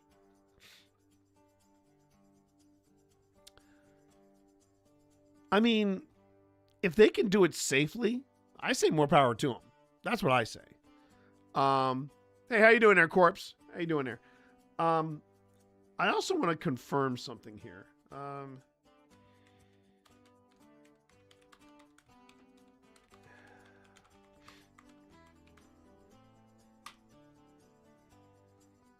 Yeah. I wanted to make sure before I said anything. This one's for my baby. Hey, Pip. Whoa. Hey, Pip. I think you need to know about this. I want to make sure you saw it, and you saw it here. Ladies and gentlemen, when you see Driss, you don't call him DJ Driss. You call him Sir DJ Driss. Idris Elba is getting knighted. And so, there you go. Just wanted to end it on that. Idris Elba is getting knighted. I think that's a beautiful thing. I do. It's about damn time. It's about damn time. The man with the lumber gets gets tapped on the sword by King Charles. I knew he was part of the Order of the British Empire, but I don't think he'd been knighted yet. But yes, he is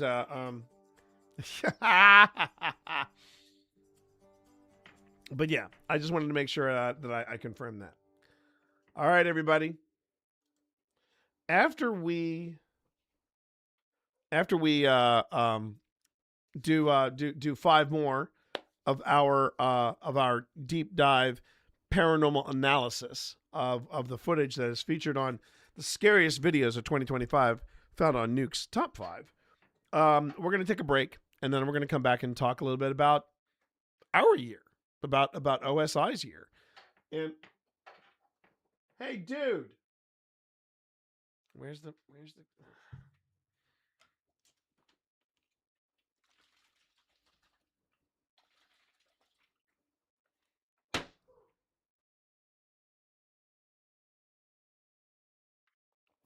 One day Dorito is going to learn that banner is not a toy. All right.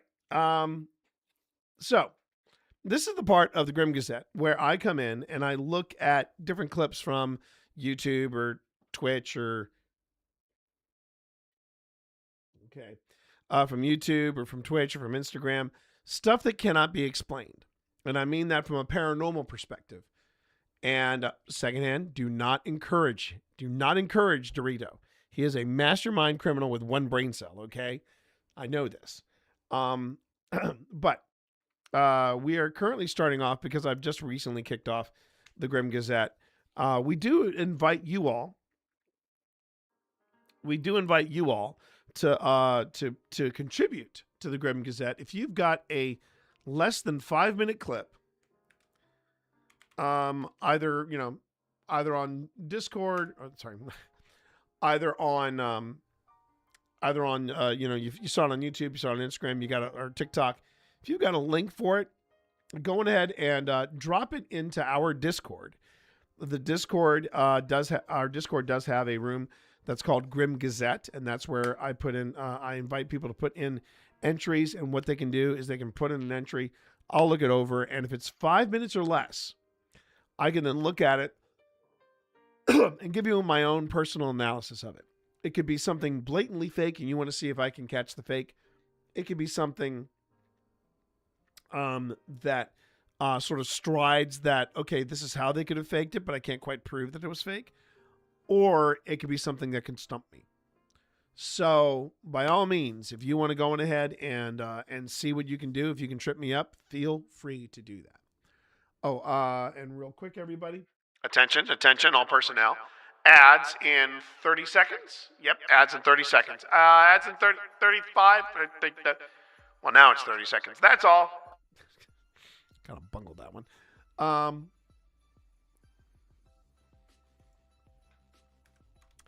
And when everybody gets back from our 1.5-minute break, we will then come back to this. Now, the reason I'm looking at Nuke's Top 5 is because that is the lowest hanging fruit you could ask for on YouTube. It's very easy to look at, analyze, but here's the other thing, and I've just noticed this. We're looking at the top scariest videos, and we're doing them 5 at a time. Some of these clips have been easily explained away. Hey, how you doing there, Panic? Good to see you, Panic. Welcome on in. Easily explained away. Then there have been a couple of clips that I gotta admit, I'm scratching my head. I'm not 100% sure if they were faked, how they were faked. And if they were faked, it was done very much on a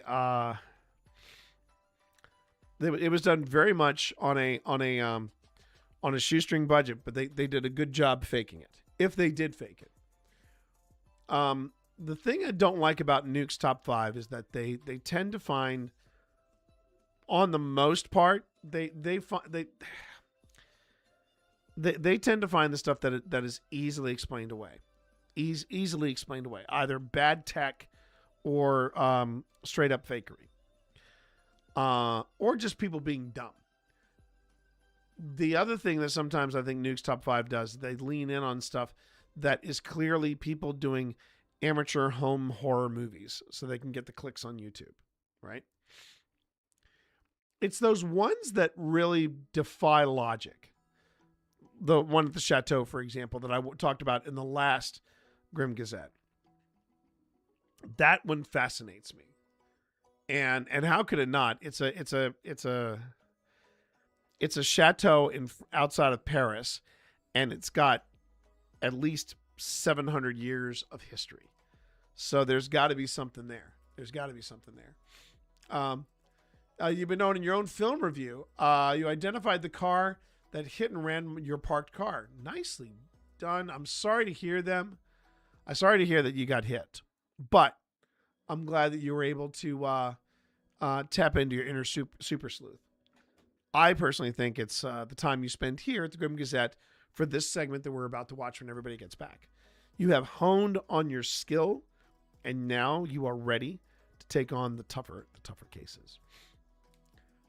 And welcome back, everybody. Again, thank you so much for sitting through the ads. They do help not only Twitch, but they help me and they help out this channel. So I really, really do appreciate it. Okay. We ended last week with this video right here of this woman who decided to do a solo investigation in a reputed haunted house with a Ouija board, which just feels like the setup of a bad horror movie. And you can take a look at last week's Grim Gazette. You can see what I had to say about it there. Now, when we get into paranormal analysis, I go on ahead and I take out the festive music, and then we go on ahead and we see what this. Now we're going to catch the. Excuse me. We're going to catch the latter part of this. Suddenly, the Ouija board flies off the table, and finally, she decides that she has had enough. Keep note. The Ouija board flies off the table, but it's a vertical video. This is why I do not like it when I see paranormal investigators shoot on vertical video. The reason you want that landscape is you want to get as much real estate as possible. As much real estate. So that you can see exactly what's going on either side. Because of this video being vertical, we have no idea if that because that Ouija board was cleverly cropped out. So there could have been something attached to that top corner. Yanked it. It was gone. She just gets out of there. The white lichen. And that's another reason why I'm not a big fan at all of people investigating by themselves. You have no way to corroborate something happens when something weird happens. Second thing is that you have no one to help you in case something goes horrifically wrong. And I get it. You feel the pull and you want to get there. You want to do the thing. My recommendation is find some like-minded people and then organize something. But don't necessarily do this stuff by yourself. It's not a good idea. All right, so we are going to be starting with number 10. And by the way, I did get the Infinity deck. Oh, really? So now she's So now she's putting out the infinity deck. That's interesting. I'd like to see how that plays in real time. I'd like to see how that plays in real time. Might have to try to find something for us to do in 2026. All right, here we go. We're starting Nuke's top 5 with White Lagan Bothy. Let's see what happens here. Bothy. If you hike an hour into the remote countryside of Scotland, you can find the old 18th century White Lagan Bothy, a mountain cabin that's free to use for travelers. The creepy old cabin has no electricity, no running water, and perhaps most disturbing of all, there are no locks on any of the doors. Over the years, hundreds of travelers have visited the White Lagan Bothy, and many of these visitors claim to have had strange, unexplained experiences while staying. Okay, I got to stop here. I'm familiar with this place because I know that it was either Beardo of Beardo Gets Scared, or it was Mythos of Mythos Paranormal. A debunker went out here and spent the night at this location, if I remember correctly. There.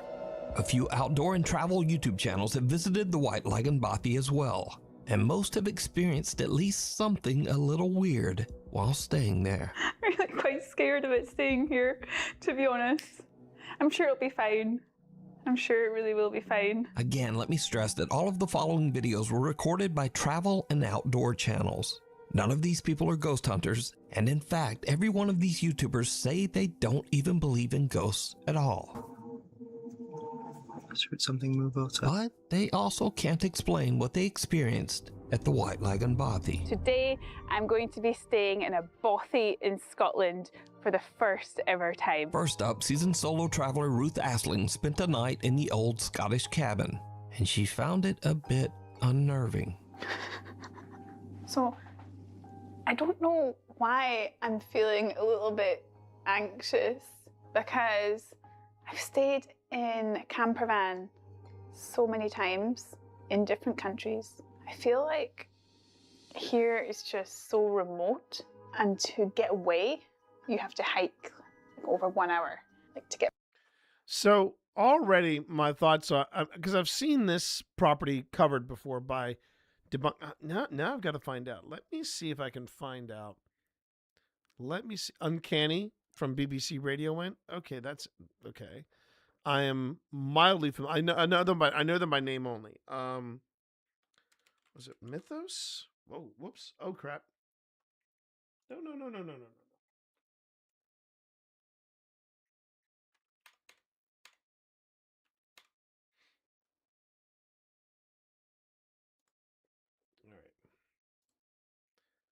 All right. Let's see here. I have to before I move forward, I got to find out.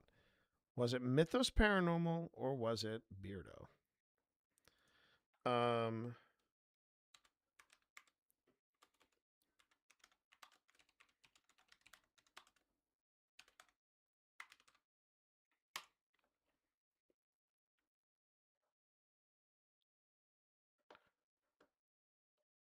Let's see. That's Scottish Submitter.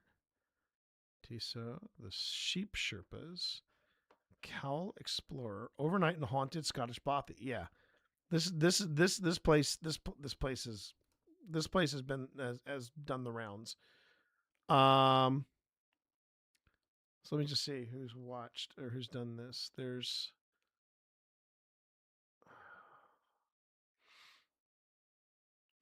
somebody that I watch has done this. I'm just trying to remember who. Well, there's Ruth Aisling. That might not be bad to go back and just watch in its entirety. The truth behind Scotland's most haunted bothy. Is this bothy haunted? Was this poltergeist activity? Real life ghost stories. Bothying for beginners. We sleep in a remote and haunted bothy.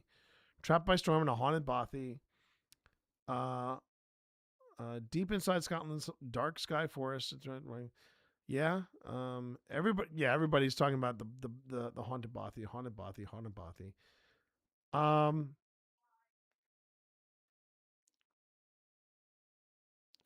I wish I could remember who it was, but there was somebody that I followed, that I'm sub to, that went here. But one of the problems that I would say about this haunted bothy to begin with is that it is remote.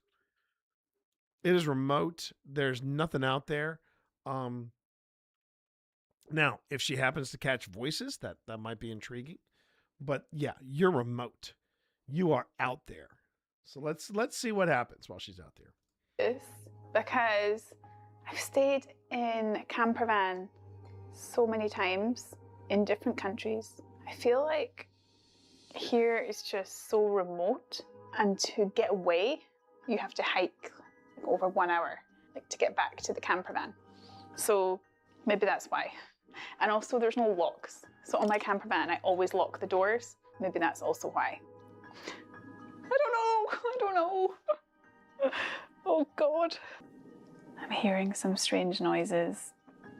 I don't know if it's maybe a mouse or it's the chimney. It feels really weird without curtains because I feel like someone could be standing outside and looking in the window. I don't know, I feel really scared. I don't know why. I just feel really nervous.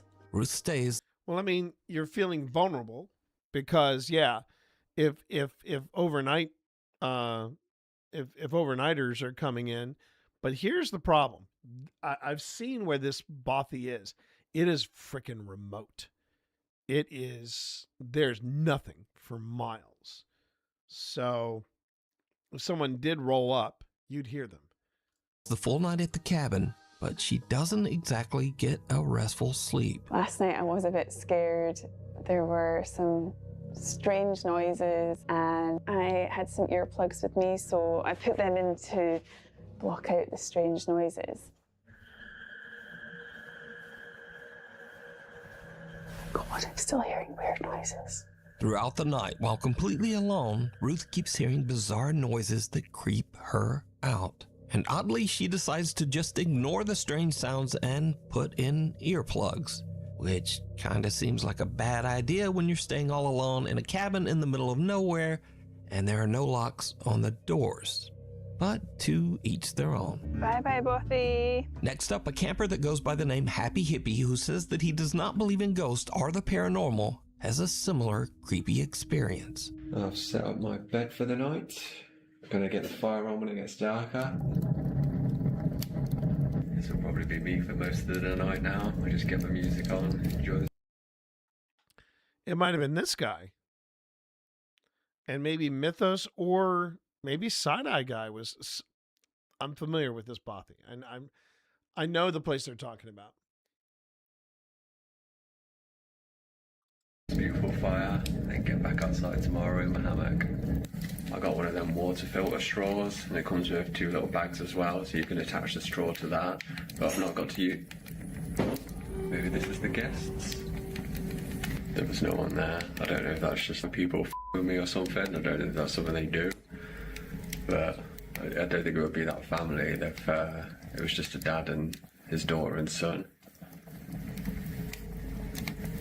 Oh well, we'll see. It was just knocking on the door again, and then I went out, but there was no one there, so I don't know what's going on, but I've not heard of any haunted bobbies or anything. I've never had weird shit.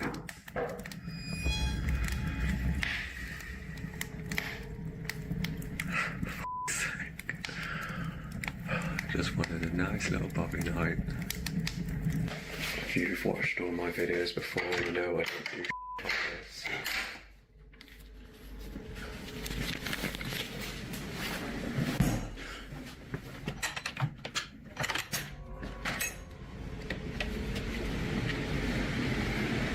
Okay, so the door is latched. The door is latched, but...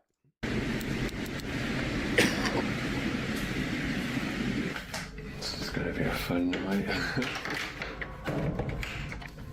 I'm now walking around into the room, and then I go in there, and it just stops.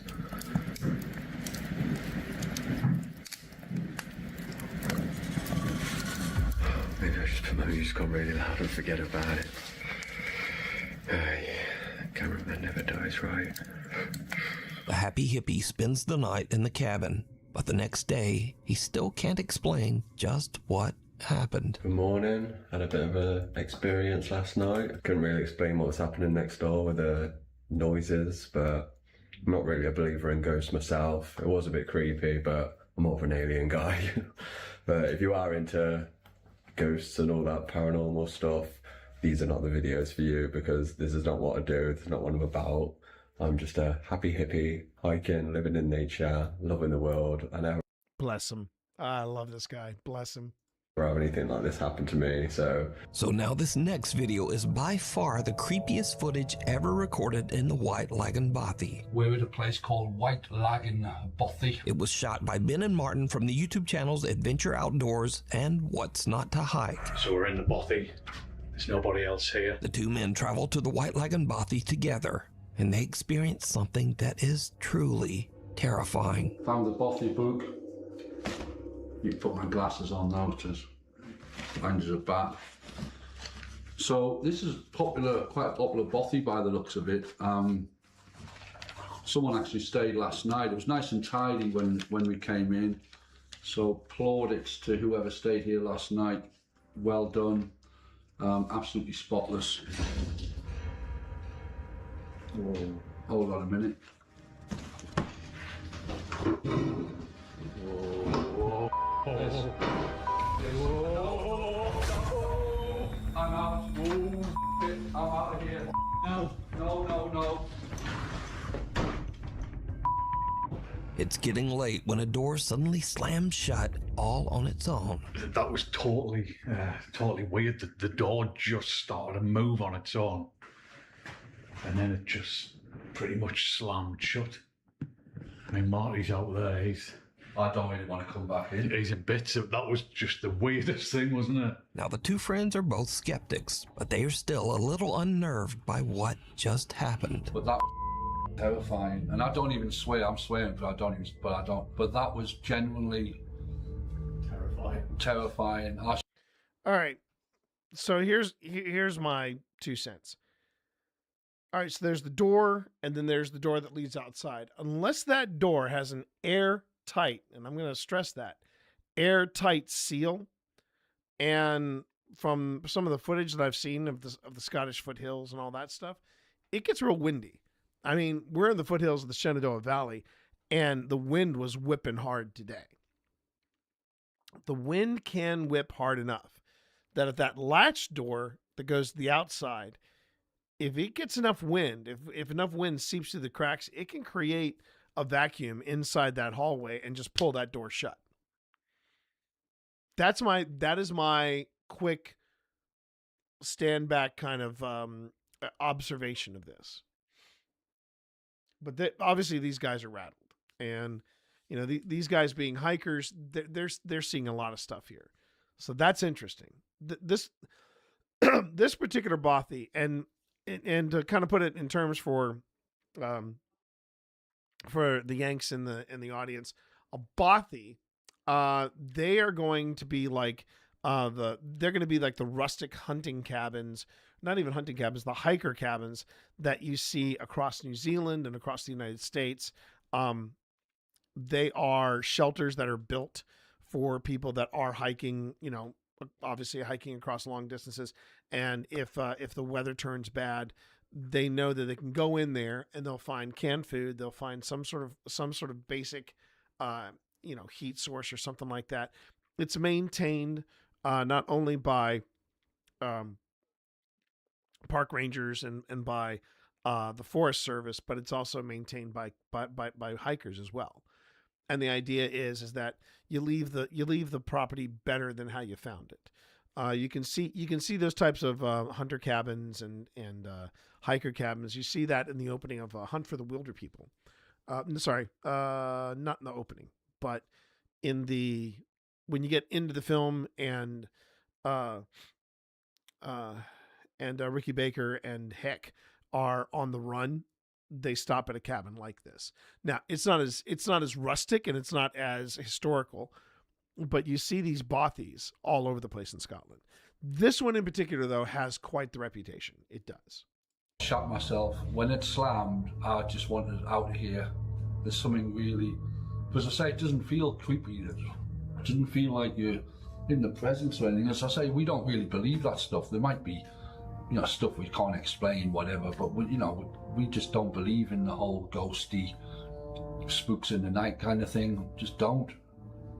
But that was genuinely terrifying, and I'm going to keep that door. I'm keeping it closed. Little do they know that things are about to get even weirder. Well, folks, it's probably about 10 minutes after our ordeal with the spooky door closing over there, and we're trying to like rationalise it. I mean, I don't particularly believe in ghosts, and neither does Mark. But so we're kind of thinking that it might have been just like the backdraft of the wind. I mean, there's a storm going on outside, so yeah. But I still don't believe it was the wind, but it's the only when the wind's blowing that strong outside, and there's no, it's the only rational explanation, even though. I must have missed that. No, I'm not looking at it. It's moving, right? I don't know. I'm honest, I don't know where to go. I don't know where to go. This can't be right. I'm not. It's black in here as well. I can't see a thing. So there's a chair over there, and it just started to move, which is. No way. I'm not even. No. This is bonkers. I'm not having any part of this. That is moving. Jesus Christ. It is moving. That chair is moving. Just leave it. Oh, Christ. Oh, well. I'm just gonna. We can hear it. I'm gonna drink some more Which would wine. be nice if we could see it. Christ. And you know what? They got a good spirit about it. Pardon the pun, but they're taking it in stride. They're taking it on the chin. Poltergeist shit, all that's poltergeist stuff. That's not ghostly. That's like evil spirit stuff. Chair sitting in the corner of the room inexplicably starts to slide across the floor on its own. And these two diehard skeptics suddenly begin to wonder if they might be dealing with some sort of paranormal entity. But now a little nervous, they finish out their night stay in the other room and head out the next day. Now I want to point out again that the White Lagoon Bothy has never been investigated by any ghost hunting team or ghost hunting YouTube channel. All of the footage shown here today was captured by outdoor explorers and campers that have never posted any video related to the paranormal before these clips. So is the White Lagoon Bothy haunted? And would you dare to spend a night there? Let me know. A guide to the other side. So that's our first look. That's our first clip of the night. That's a tricky one. Would I go there and spend the night? Not by myself. No, I'd want to, you know, as I mentioned with Val, who also has a, you know, paranormal experience along with Resident New Moon, as many of you know. Yeah, I mean, I'd love to investigate it. I mean, Scotland, so that way we can write off a trip by going to Scotland. But I mean, the knocking of the door, that could be wind, that could be that I think is the most is the possible that could be the possible culprit there, because it sounded like sharp knocking, but that could have been because the doors don't lock, but they latch. They have a latch. It could have been a gust of wind or a storm, and you could have the door rattling against a frame.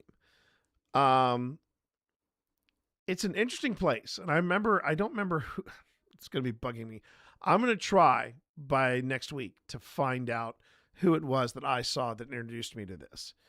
But I'm kind of surprised, being that Mythos Paranormal, that the Ouija brothers, and that Peter gets scared. They're out in Great Britain. Great Britain is a big place. The island is a big place.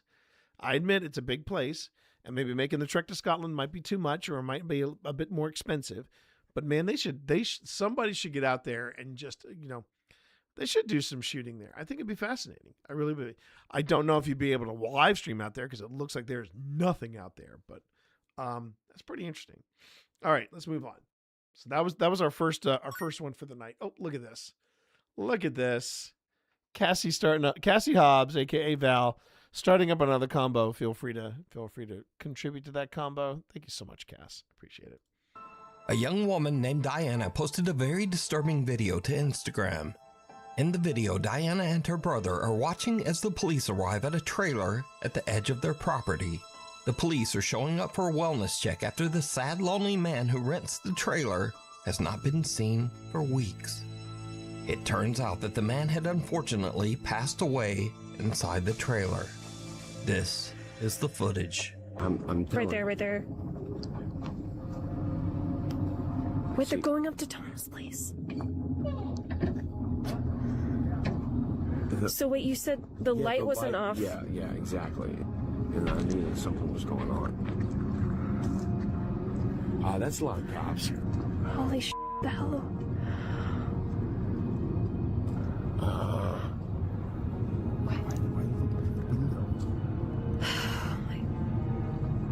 Oh my god, they're calling. They're coming in. Are they calling something in? They're going back over.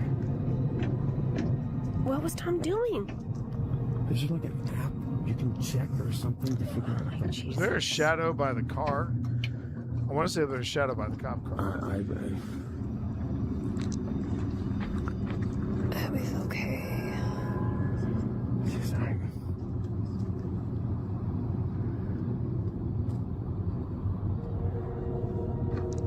I think that's what they're. No, maybe that's. Did you see it?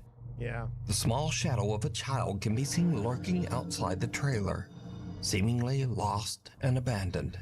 But the police don't even notice, walking right by as if they can't even see the child.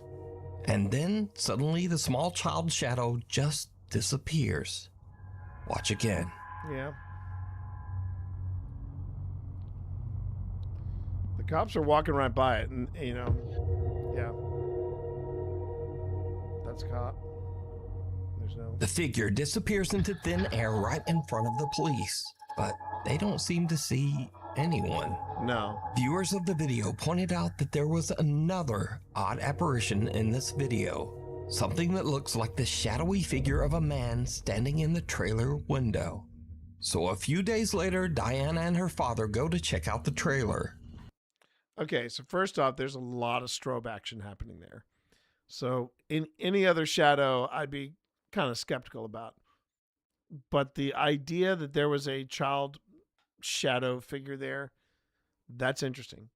Again, I hate the vertical video, but I can't really say anything about that. That is the Instagram/TikTok way.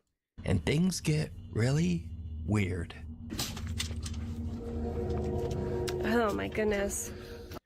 I hope they have permission to go into this trailer because, I mean, I guess there's no crime tape on it, so I guess it's not a crime scene, but yeah, it's a little sus.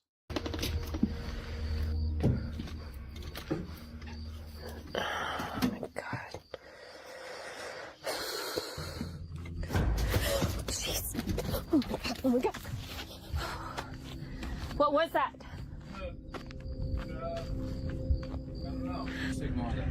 Oh, It is on their land, though. Yeah, you're right about that.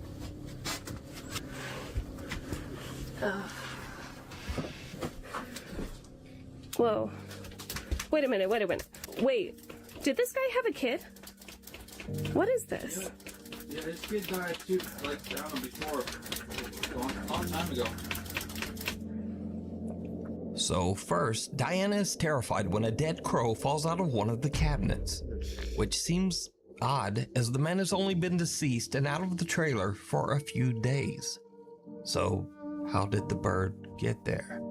But next, Diana sees a child's paintings on the refrigerator. Her dad tells her that the man had a horrible tragedy where his young daughter passed away many years ago at a very young age. But the man kept her drawings and mourned her for the rest of his life.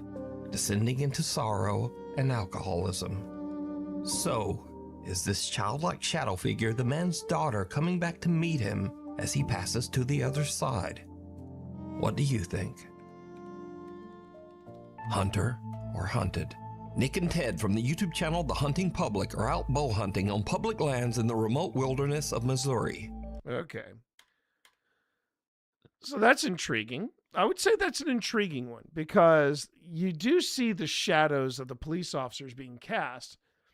And if there was a kid there, they wouldn't just leave them unattended. They wouldn't walk by them. So it's either a very, very incredible optic illusion or there's something to it. But the way it's disappearing, that one I'm gonna be putting under the I'm not sure category. And that's what I like about Nuke's Top 5. Most of their stuff is very easily explained away, but then they get this gem. They get this gem, and this gem is listed at number 8. And I'm like, really? Number 8? That's saying something. But yeah, I'm intrigued by this one. I am genuinely intrigued by this one. All right, so I'll tell you what I'm going to do. I'm going to put the music on for just a bit, and we're going to wait about a minute. I want to wait until everybody gets back from the ad break because we did have an ad break pop up. When we get back, we're gonna pick up right where we left off. But right now, just take a quick stretch if you need to stretch. I'm gonna take a quick little bathroom break or go to the paranormal investigators room. And when we get back, we will pick up where we left off with this paranormal footage analysis. All right. So be right back, everybody.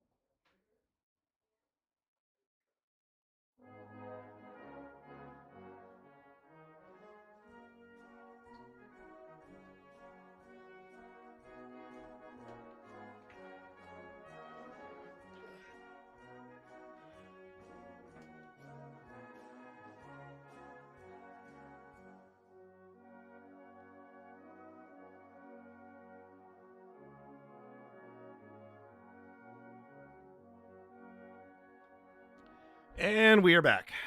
Thank you very much for sitting through the ads. I certainly do appreciate it. Thank you very much for showing support for this channel as well as support for YouTube. For Twitch. For those of you on YouTube, nope, you're not seeing ads. Nothing wrong with your stream. You're doing just fine. Okay, everybody. So we had something weird happen here. We're now moving on. And then after this, we'll be getting to a look back with OSI. So let's go ahead and let's jump back into what 3 videos remain, I believe.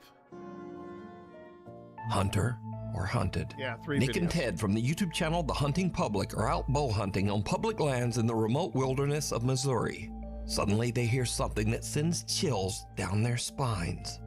Now, let me say before I show you these clips, in accordance with YouTube guidelines, no one is shown being hurt in the following video. There's absolutely no evidence that any crime was committed in this video or that anyone was injured in any way.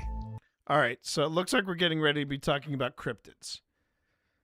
And even though my boy Phil, my boo, Phil Rossi, is all about the cryptids, you know this is a hard sell for me. So let's see what happens on Nuke's Top 5. All right, so while Nick and Ted are hunting, they hear a gunshot, followed by some insane screaming. They immediately grab their camera and start recording.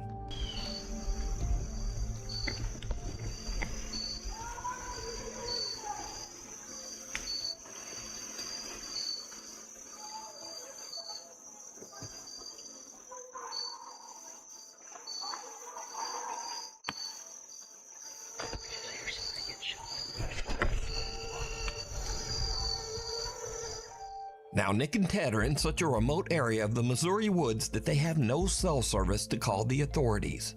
So, all they can do is listen. Something else I noticed about these 2 knuckleheads, they're not wearing any hunter orange. And again, I know this goes back to, you know, the different laws that people have about hunting, but when you're camouflaging your face and camouflaging yourself, and you're in the remote part of Missouri, and you have no idea if there's anybody living in these parts, it's not cryptids you got to worry about, my friend. It's the mountain folk. It's the people living off the grid. Ted Kaczynski made himself a pretty decent life living off the grid. Just saying. All right, let's see where they go with this. So we got a man. They've said they heard a gunshot. And they're hearing somebody shouting, and they have no cell service. This is like the buildup for a bad horror movie.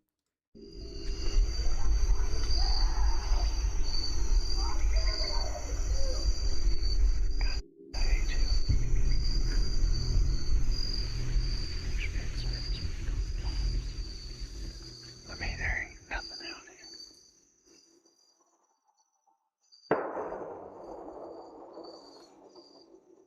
I keep getting chills all down my back. Yeah. Somebody is screaming at the absolute top of their lungs over there.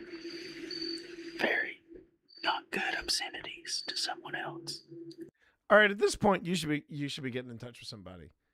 You really should be going like we need to turn around and get to some cell service or have a satellite phone if these guys are the hardcore hunter duo that they are. Because in case of an emergency, you're kind of screwed. This falls under the emergency. This falls under, hey, yo, how you doing there, ILF? How you doing? Nick, I hope you're having a good night. If this is Nick, if it's not Nick and just somebody from ILF, how you doing? But this is highly sus. There's no hunter orange between these 2 guys. They're camoed up like freaking Rambo. And they hear somebody shouting at someone, and then they hear a gunshot. And they have no cell service. No cell service. Yeah, exactly. Exactly there. Exactly, Val.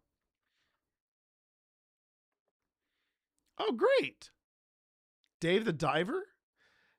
Dave the Diver, he wasn't the guy that almost went on the Titan, was he?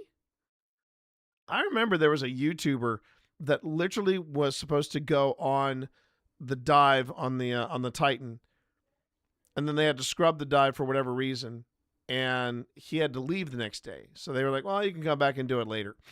And then the next day, after he got back to mainland, and yeah, that's when he heard, what do you mean they didn't come back up? Oh, yeah. All right. I've never witnessed anybody screaming like that. Ah, okay. So it wasn't a guest. It was a game. Okay, fair enough. All right. Let's back this up a bit. Buddy screwed up Sam absolute back. See, I'm sorry. The moment you hear a gunshot, time to put the toys up, kids. I mean, there ain't nothing out. Yeah, that's a gunshot. That's a gunshot.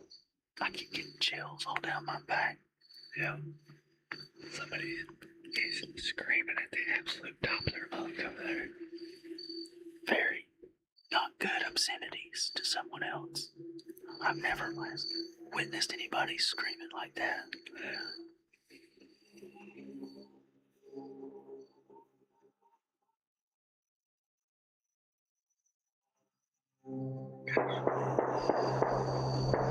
Okay. Yeah. That's when you hightail it out of there. Something not good. Wait a minute. Whoa.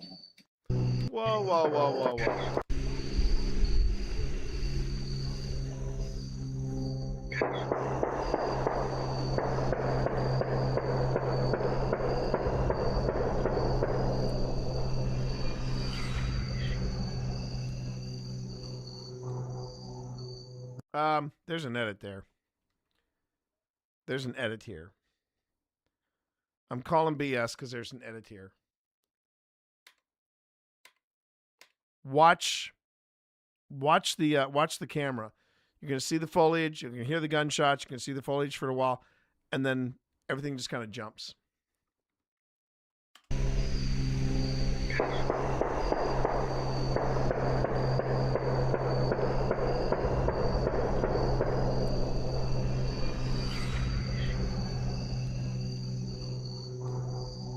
Right there. Okay. Oh crap. So Norman, someone in this room is trying to harm you? Is it a person? If so, give me a sign. Or these clips. So is the Yeah. Watch for it. Pop, pop, pop, pop.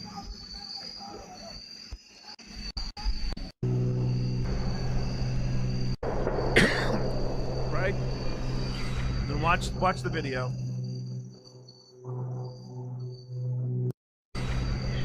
$57.34.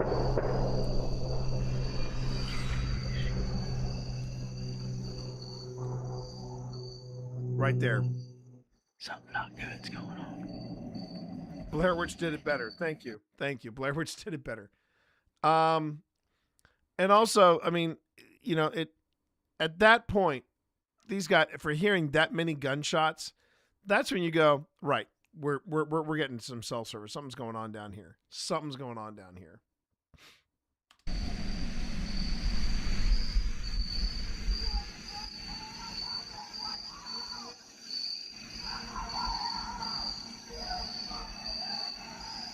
Okay, I just heard an F-bomb. There's another edit.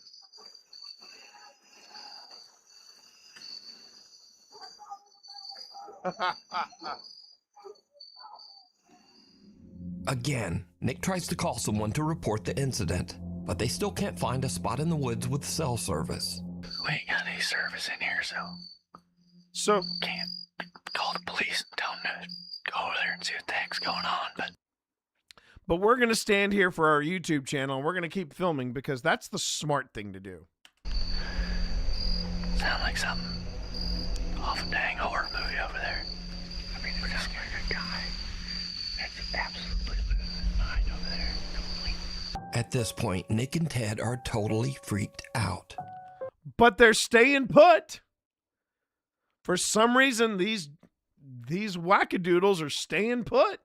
They just head back to their truck so that they can get out of there and call the police. Right. I've heard some stuff that I feel needs to be reported to the police department. I was hunting, me and a buddy were hunting, and at about 6:45, we heard gunshots, which is not uncommon. But then for 30 minutes straight or so, there was lots of screaming and just people, obscenities, and it sounded like something really bad was going on over there, and there was 20 or more gunshots ended up happening. I have pins dropped on a map about how far we were from where we think this was occurring.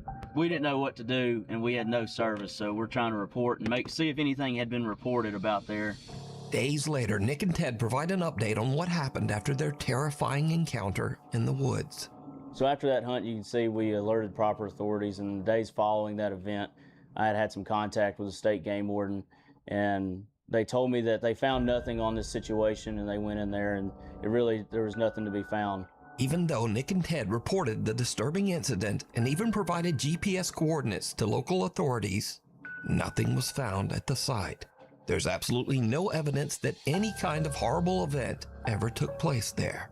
You know, it freaked us out, and, you know, we really got unsettled by it, and we weren't scared that, you know, someone wasn't coming after us, but we had heard something that it could have been.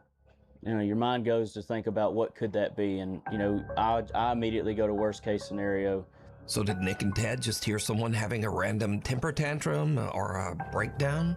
Was it just someone freaking out and maybe just shooting guns at a tree stump?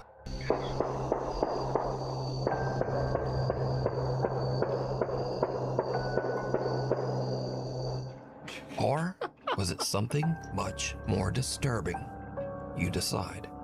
For the full-length version of this video, be sure to check out the channel, The Hunting Public. Sensing something bad. I'm sorry. I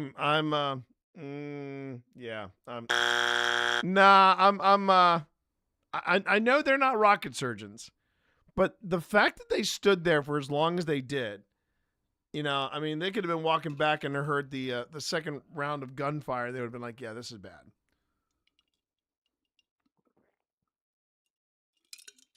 I mean, they should have at least some way of saying, okay, we were here, we heard, and, you know, when we got here, we heard the sounds coming from this direction. And I feel like that is really straying into some clickbaity material these guys were putting together. I'm not saying it was faked, but I am dropping the sus bomb on that. I'm dropping a sus bomb on it. You have a story? What story is that, ILF? As we push on to sensing something bad. Let's see where we go with this. Bad. A guy named Nick takes care of his elderly grandmother who has dementia. One night while his grandmother is having an episode, weird things start to happen around their house.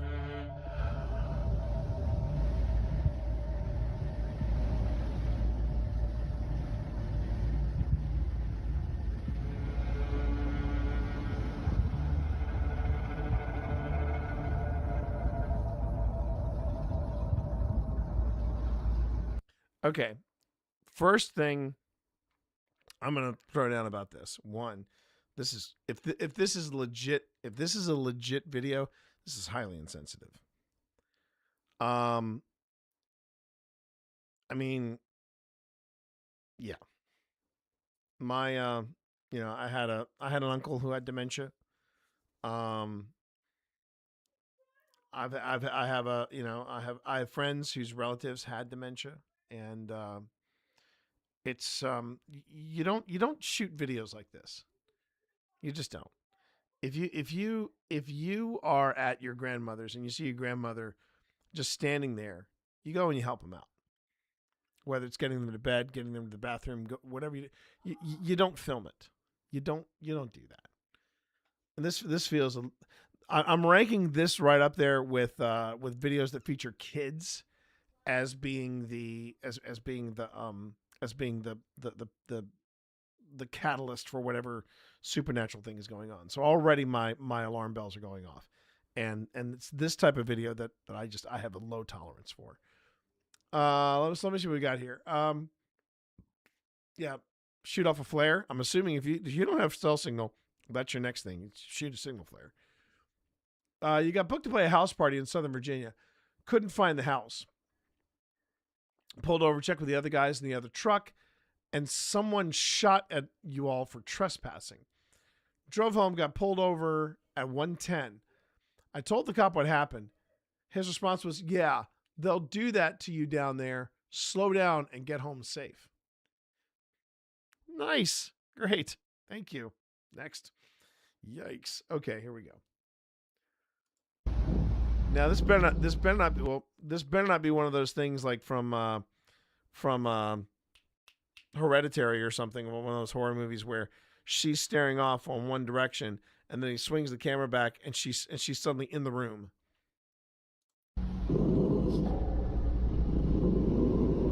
Dogs growling. Okay.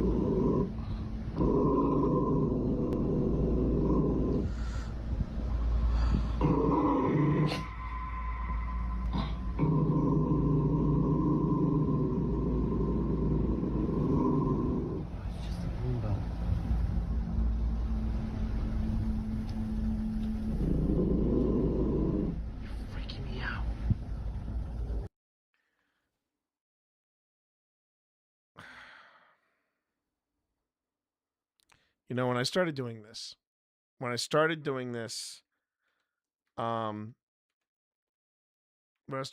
whole thing,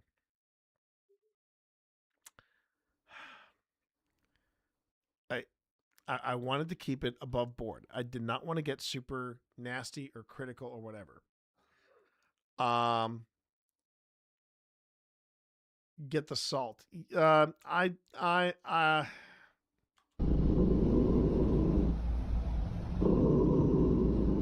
Okay. So the woman is, and again, the guy is sitting here filming the whole thing. He is. I know you would, Nick. I know you would. He's sitting there filming this thing with his grandmother with dementia standing there for no apparent reason.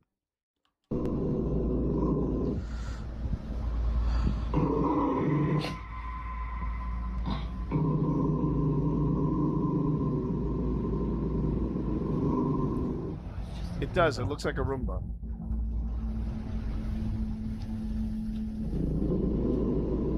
You're freaking me out.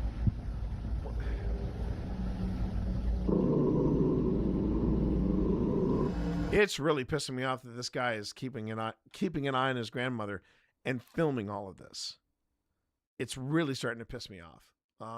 Okay.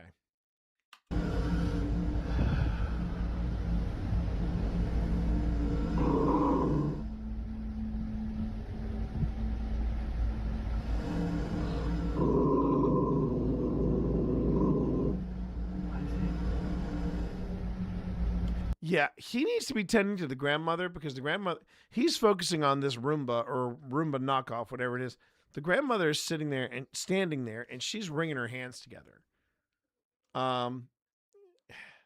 That's what I'm thinking. No, but we do have some stuff. We do have some news coming up, Welsh. So don't worry. Sit tight. We still got plenty more to talk about. Although this is it never ceases to amaze me. Nuke's Top 5 always has one video that pisses me off. This is the video that's pissing me off. Nick's grandmother's dog starts to growl toward the kitchen for no reason. Then the roaming Roomba seems to randomly start and stop, as if it's sensing something right in front of it. But there's nothing there. And no, Roombas do that. Finally, something falls from the top of the fridge. Now, as for the randomly stopping Roomba, Nick later shows that the little Roomba is functioning normally, and usually only does this when it is about to collide with something, like a person standing in front of it. Can you try to step in front of that? So it just does that. Move away.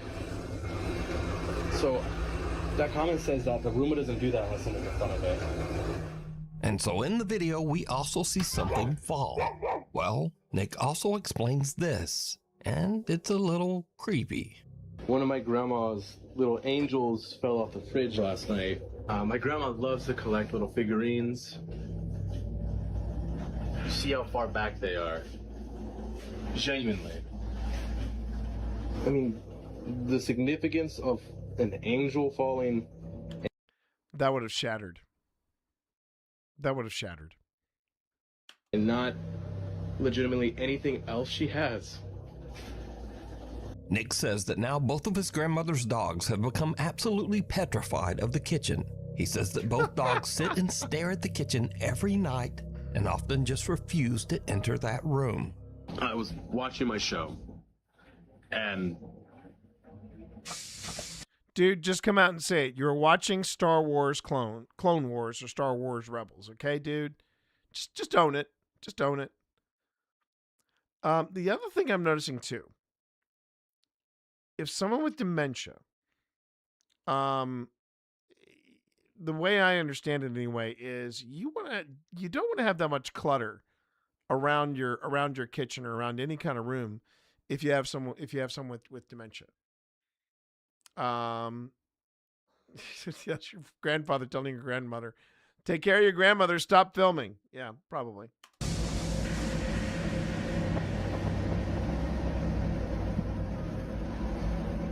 There's nothing there. But then things get even. This feels like I'm sorry. I'm going to skip ahead. The ice maker turned on and it scared me. Thought I saw my grandma standing there. The Roomba actually scared me coming out of the dark like that.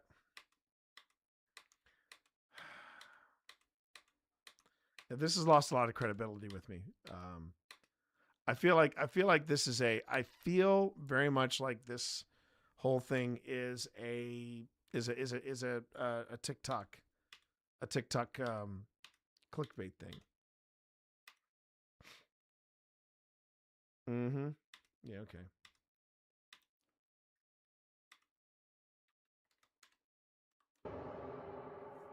Night call. Sorry. That was crossing a bit of a line with me. I need to log into my personal Twitch account and say what I really think. I can't type what I bet, Nick. I bet. I was watching Clone Wars and couldn't be bothered to help Nana. Yeah, exactly. Jeez. All right. We got one more of these. So we've had one that's confused me. We've had two that have been harder to explain, and then we have this one which just pisses me off. So now we're getting to the final analysis of the night. At least for other paranormal clips. This is Night Call. Late one night in Pueblo, Colorado, an emergency call comes into the 911 dispatch center. But whoever made the call hangs up almost immediately. The 911 operators trace the call and find that it came from Imperial Memorial Gardens. Well, the weird thing is, Imperial Memorial Gardens is a funeral home, surrounded by an 80-year-old cemetery. And it's 3:30 in the morning, so no one should be there. Now, as standard procedure, the 911 emergency operators call the funeral home back to make sure everything is okay. And someone answers the phone. This is what the 911 operators hear. 911, this is Erica. How can I help you?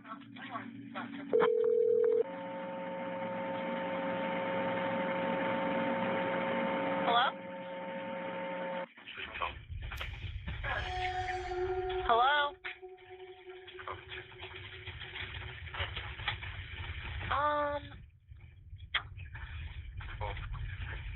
Hello?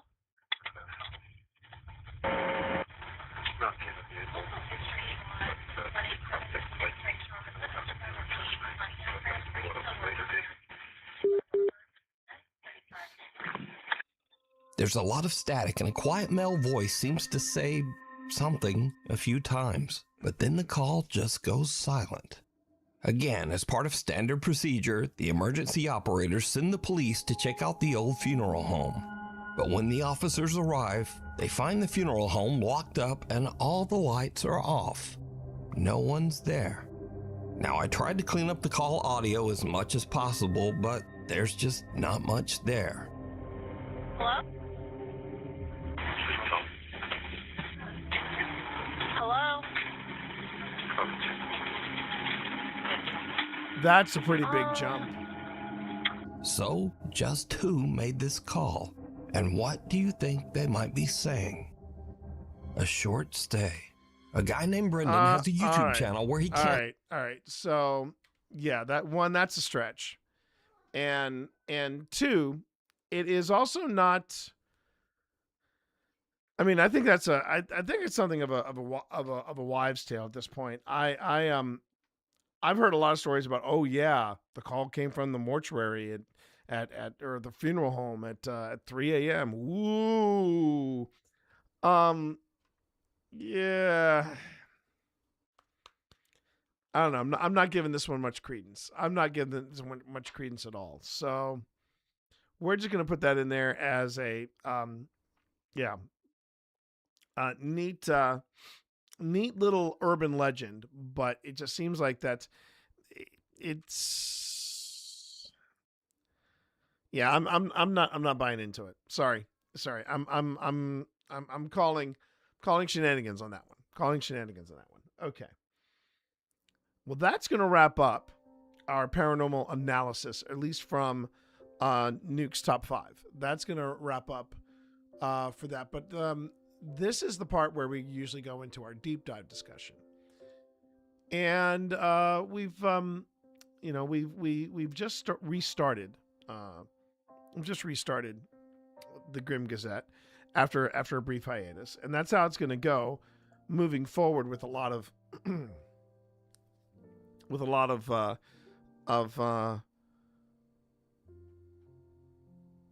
that's how it's going to go with what we're planning with the Grim Gazette. When we're off season, we'll do the Grim Gazette, and I'm going to do it live on YouTube as well as on Twitch, and I just hope everybody enjoys it. You know, that's all I can ask for. And then we get into the paranormal discussion. But as many of you know, for those of you, sorry, I'm jumping around a bit. I'm basically padding until we get back from the ad break. It does feel a little fake there, Welsh. It feels a little fake. Not really buying into it. You know, whether it's a fax machine or otherwise, crossed wires. It just feels like one of those tales of oh yeah, I work at dispatch and this happened, blah blah blah. Until you start getting into some specifics, I'm not really buying into this. Now, for anybody that has who has just jumped in or just joined us, whether on YouTube or on Twitch, my name is T. Call me TheTeeMonster or Twitch Dead. But tonight I am representing Old Spirits Investigations. This is a paranormal group I started up with my buddy Phil Rossi, and we basically are ghost hunters with a very low tolerance for BS, and we are primarily based out of Virginia. We have been working to spread our wings and check out other properties in other states. But we are primarily based in the Virginia, Maryland area, and we can venture into West Virginia or maybe even North Carolina, depending on whether we can make it into a day trip. Oh, and Pennsylvania as well. But I thought it'd be cool. For this final Grim Gazette of 2025, if we took a look at what I consider were some of the top 5 moments from Old Spirits. Now, as Nick just did up there, thanks for dropping the merch as well. We have not only merch, but we also have a YouTube channel called Old Spirits Investigations, and the show itself is called Old Spirits. But I've set aside what I think are 5 of our best clips from this past year. 2025, in my opinion, was not only a banner year for us as a group, but it was a great year for us seasons wise. We had, in my opinion, some of the best investigations, both live and edited, that I could have asked for, I could have hoped for. One of the things we can't mention up here because I don't have the edited footage yet. But if you were to ask me what was, in my opinion, the the best investigation we had in 2025, that'd be the footage that we're reviewing on New Year's Day. It was our investigation of the Trans-Allegheny Lunatic Asylum.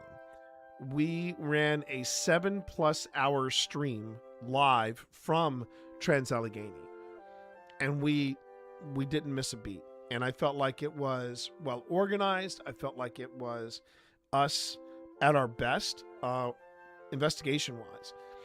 But that is going to be our season 5 kickoff. What I wanted to do was look back at season 4 and share with you what I thought were my favorite top 5 moments. So the first one we're going to look at is, in fact, our very first investigation of 2025, as well as our there it is. Excuse me. Our season kickoff for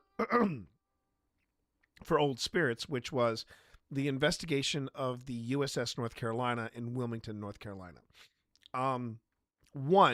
Wilmington's a beautiful city. It's right on the it's right on the river, and I cannot express how terrific it is to visit Wilmington, North Carolina. There's a lot happening there, and at the heart of it is the United States battleship North Carolina, which has been obviously decommissioned. It was one of the last of the battleships that was still in service, and I was particularly proud of this investigation because it was something. We teamed up with the Association for Paranormal Study, and we also invited the lovely Ashlina. She is a Twitch Latin Guild leader, and she had never been on an investigation before. I wanted her to be there for when we did the our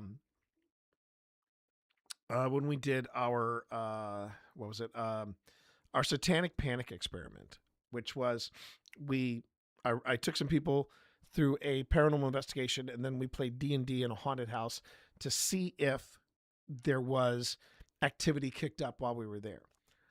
Ashlina couldn't make it to that. And then I wrote to her and I said, okay, so you can't make it to Linville Manor. How does the battleship North Carolina sound to you? And she said, yes.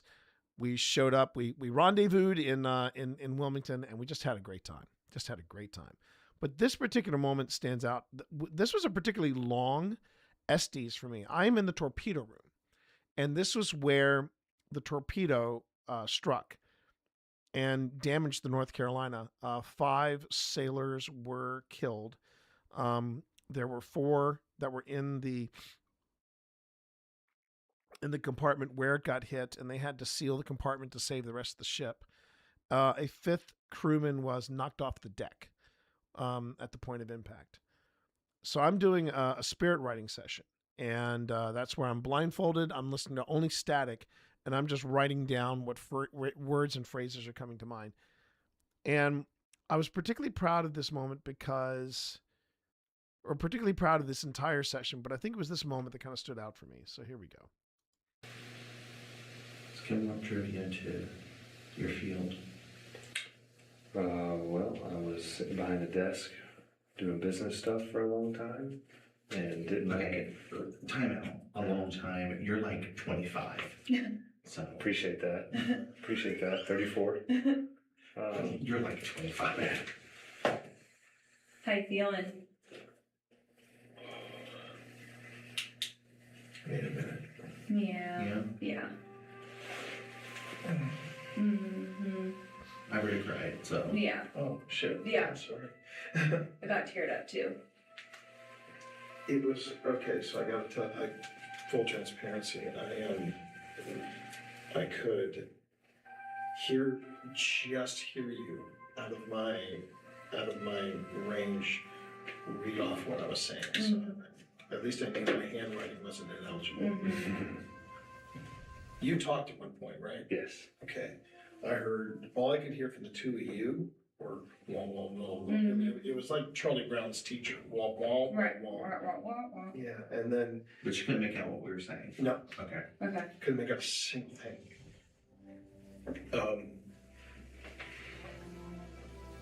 Whatever's here This was a hard one. When I first went under, all I could see was images of water, panic. Whatever was here just kept showing me over and over again what was here. And then, for some reason, I wrote down the word Mississippi. Or, yeah, I think I wrote down Mississippi first. Everything changed. I saw images of home cooking. I wrote that down. I remember. It was like Thanksgiving or something. You're just asked about that. Really? No, after you. After we start talking, you didn't really until we start talking about food. Yeah. So. Oh, okay. And you're like, holiday, like Christmas or Thanksgiving, what's your favorite side dish? Not even main dish. Yeah. And then, but then, yeah, when, but if whatever was here, at first all I saw was chaos. Was chaos and just panic. But when I wrote down Mississippi, everything shifted, and it felt warmer. It felt a little more peaceful. For a while, it didn't want me to.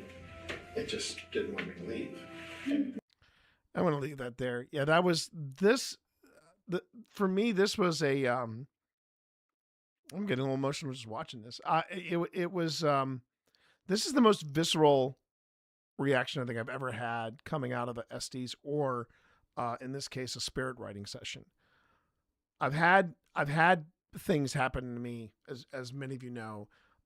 Season 3, I believe, is where we go into that, but but this was one of the most emotional, and for obvious reasons, because we're in the torpedo room. This was one of the most emotional exits I think I've ever had from from something like this, and I felt like I leveled up. Thank you, Spence. It was a little intimidating, a little terrifying. I'm not as scared as I was when I was in Charleston, but it was a different kind of scary. I felt like I was trying to keep control. And I was happy. I mean, I had Ashlina there. Ted was keeping an eye on me, and so was Kev. But yeah, this particular spirit writing session, I felt like I leveled up, and it's a standout for me as one of the highlights of the year. Coming in at number 4, sounding like Nuke's top 5. Coming in at number 4, we've got. Is it this one? Hang on. Yes. Coming in at number 4, we're right here. So this is our investigation of the Rocking Cradle House of Lynchburg, Virginia. And this was, in my opinion, Phil Rossi's Charleston, when things went wrong. But that wasn't the standout moment. For me, the standout moment happens here. And this is the only time we've ever had something like this happen. And this was, for me, a whole new thing that I'm like, I'm going to have to start paying attention to this aspect of footage review and things like that. And I'm just going to go on ahead and play the moment for you. But this is from, this is part 2, I believe. Yes, this is part 2. Yep, this is part 2 of our investigate. The first clip was from part 2 of our investigation of the North Carolina. This is also from part 2 of our investigation of the Rocking Cradle House. And we'll go on ahead and I'll just play the clip for you here. Is this a favorite memory? Ring the bell once if it's a favorite memory. Ring it twice if you don't know what I'm talking about. That knock was me. I think I need to back it up a bit more. Oh, no. It said listen? That's what I heard. It said listen.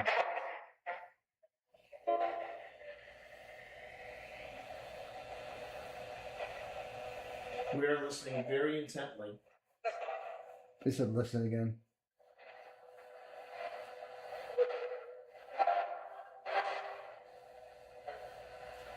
So Phil, let's try something. Cut that off. Just cut it off for a second. So alternate? Yeah. Okay. Is this a favorite memory? Ring the bell once if it's a favorite memory. Green light. Ring it twice if you don't know what I'm talking about. That knock was me. It said listen? That's what I heard. It said listen.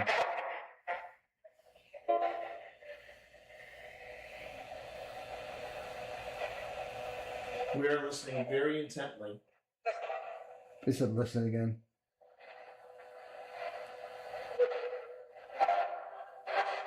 There's almost a third listen in there, too. So Phil, let's try something. Cut that off. Just cut it off for a second. It said alternate? Yeah. Okay.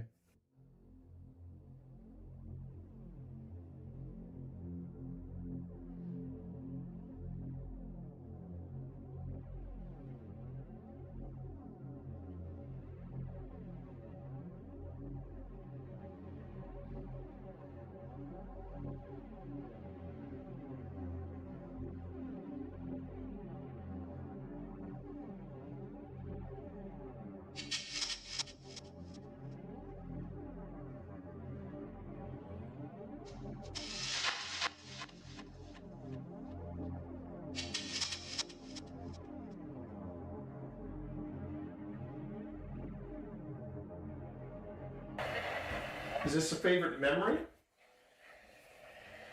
Ring the bell once if it's a favorite memory. Green light. Ring it twice if you don't know what I'm talking about. That knock was me. It said listen? That's what I heard. It said listen.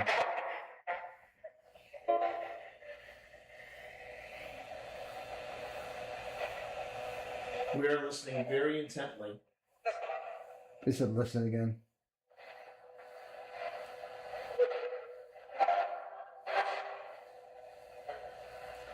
So Phil, let's try something. Cut that off. Just cut it off for a second. It said alternate? Yeah. Okay. So one of the weird things about this particular part of the investigation, and this is the only, like I said in this titles, it only happens here, is you hear this, it almost sounds like a leaf blower, if you will, but it undulates in frequency, and it's the only place in the audio where that happens. It doesn't happen anywhere else in the investigation, but it happens there. And the funny thing is that while it's happening, I hear twice listen, and then there was could that have been alternate? I don't know, but I definitely heard listen at least twice, and I found that particular moment to be probably one of the more telling ones from when we were at the Rock and Cradle House. That was an interesting night. That was a really, really interesting night.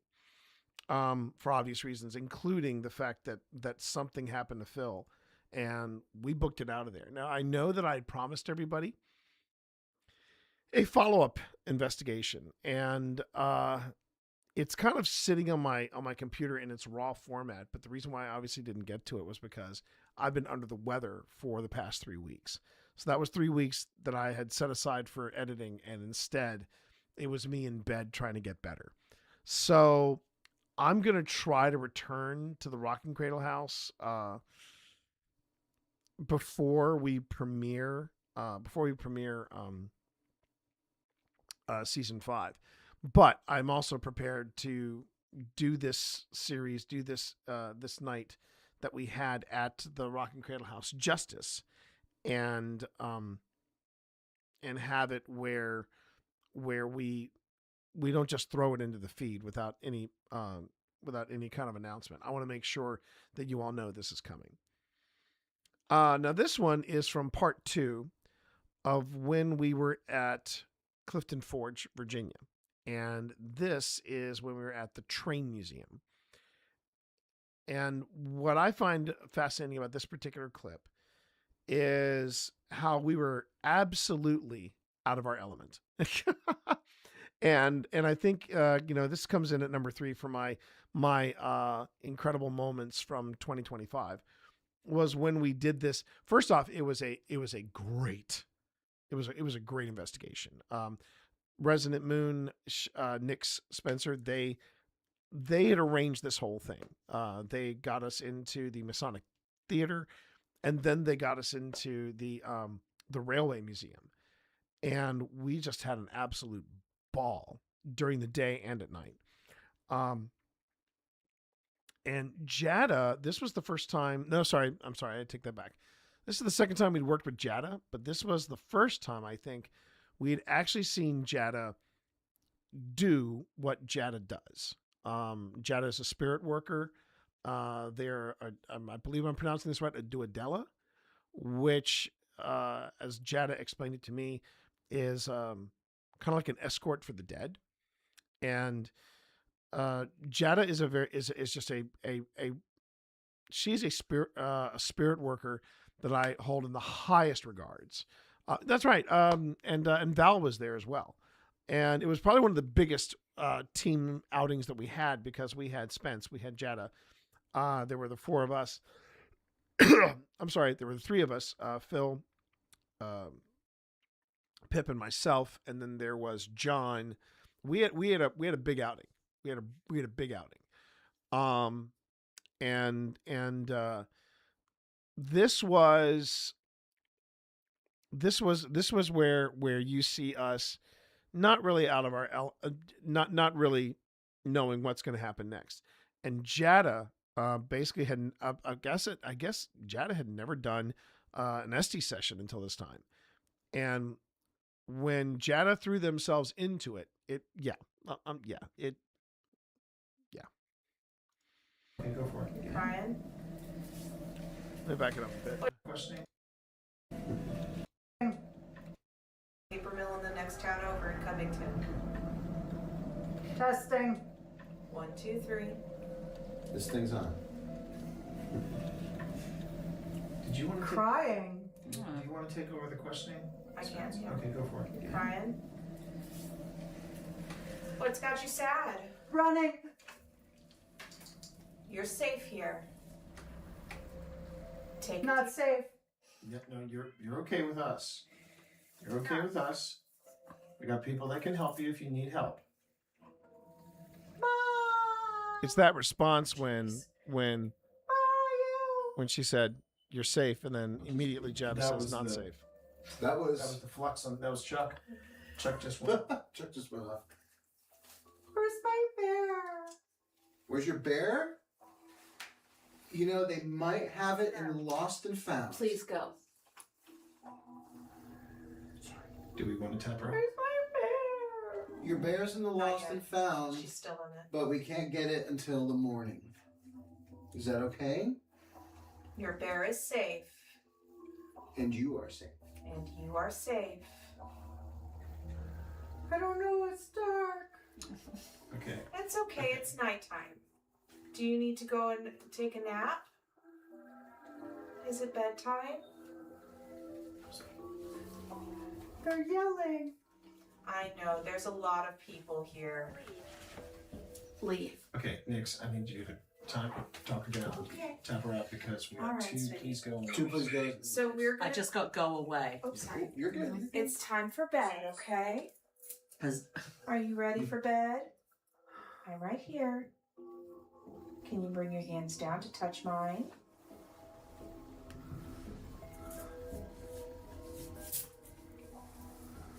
Do you need a good night hug?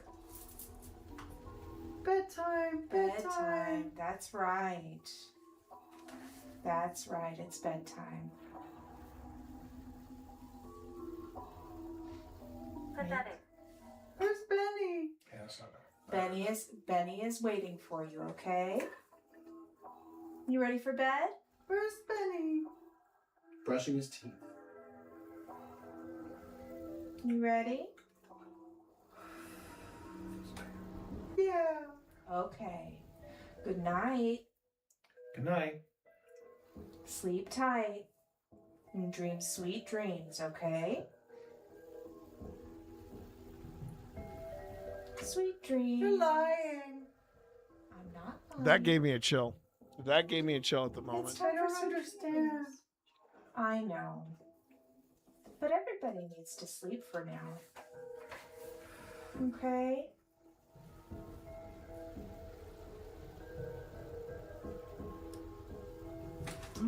Yep.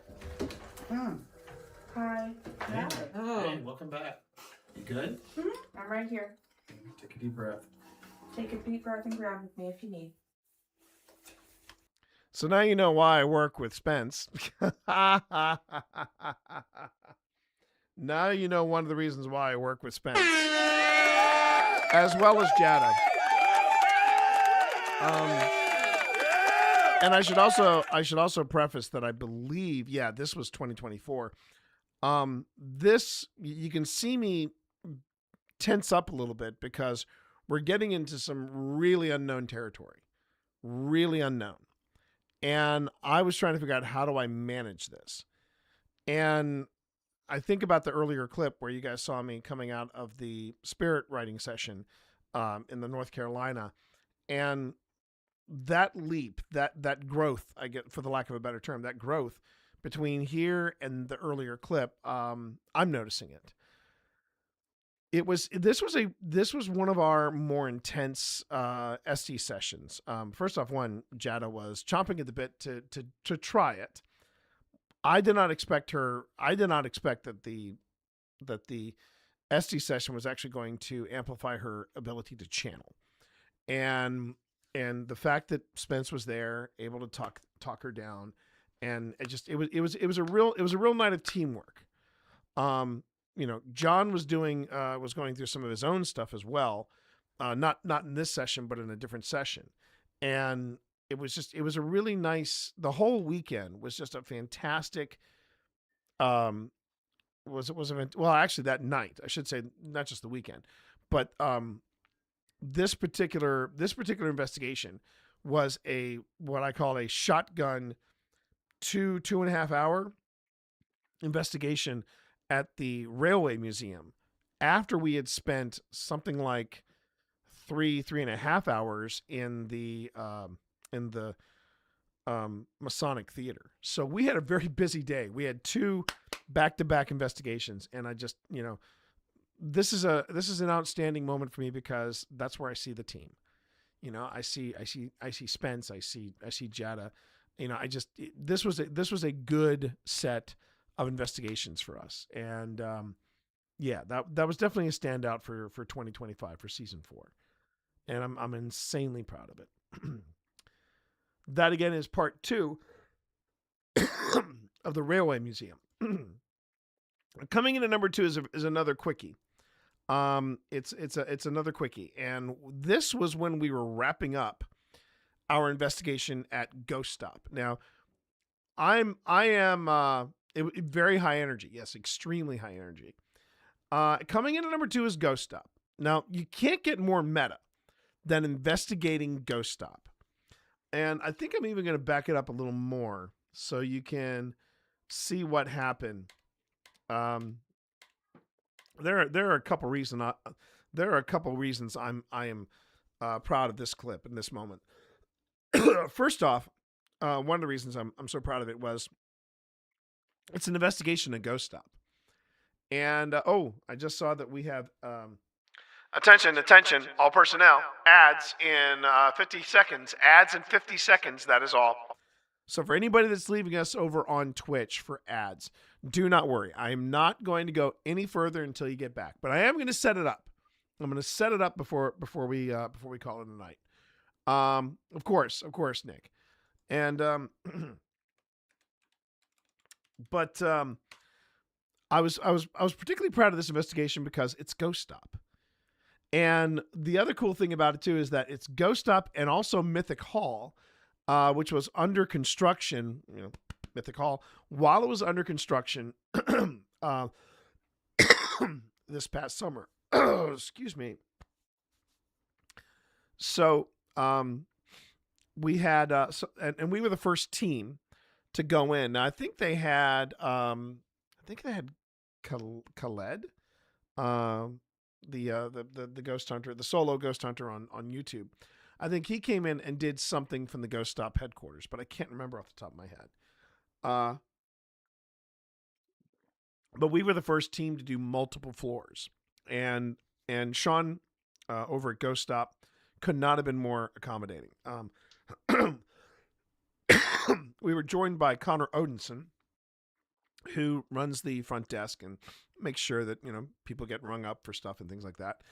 Connor Odinson joined us, and we wound up investigating the basement. We did a very casual investigation in the showroom, but it was too chaotic for us to pick up anything. And then we went up to Mythic Hall on the 3rd floor, and then we ended here on the 5th floor.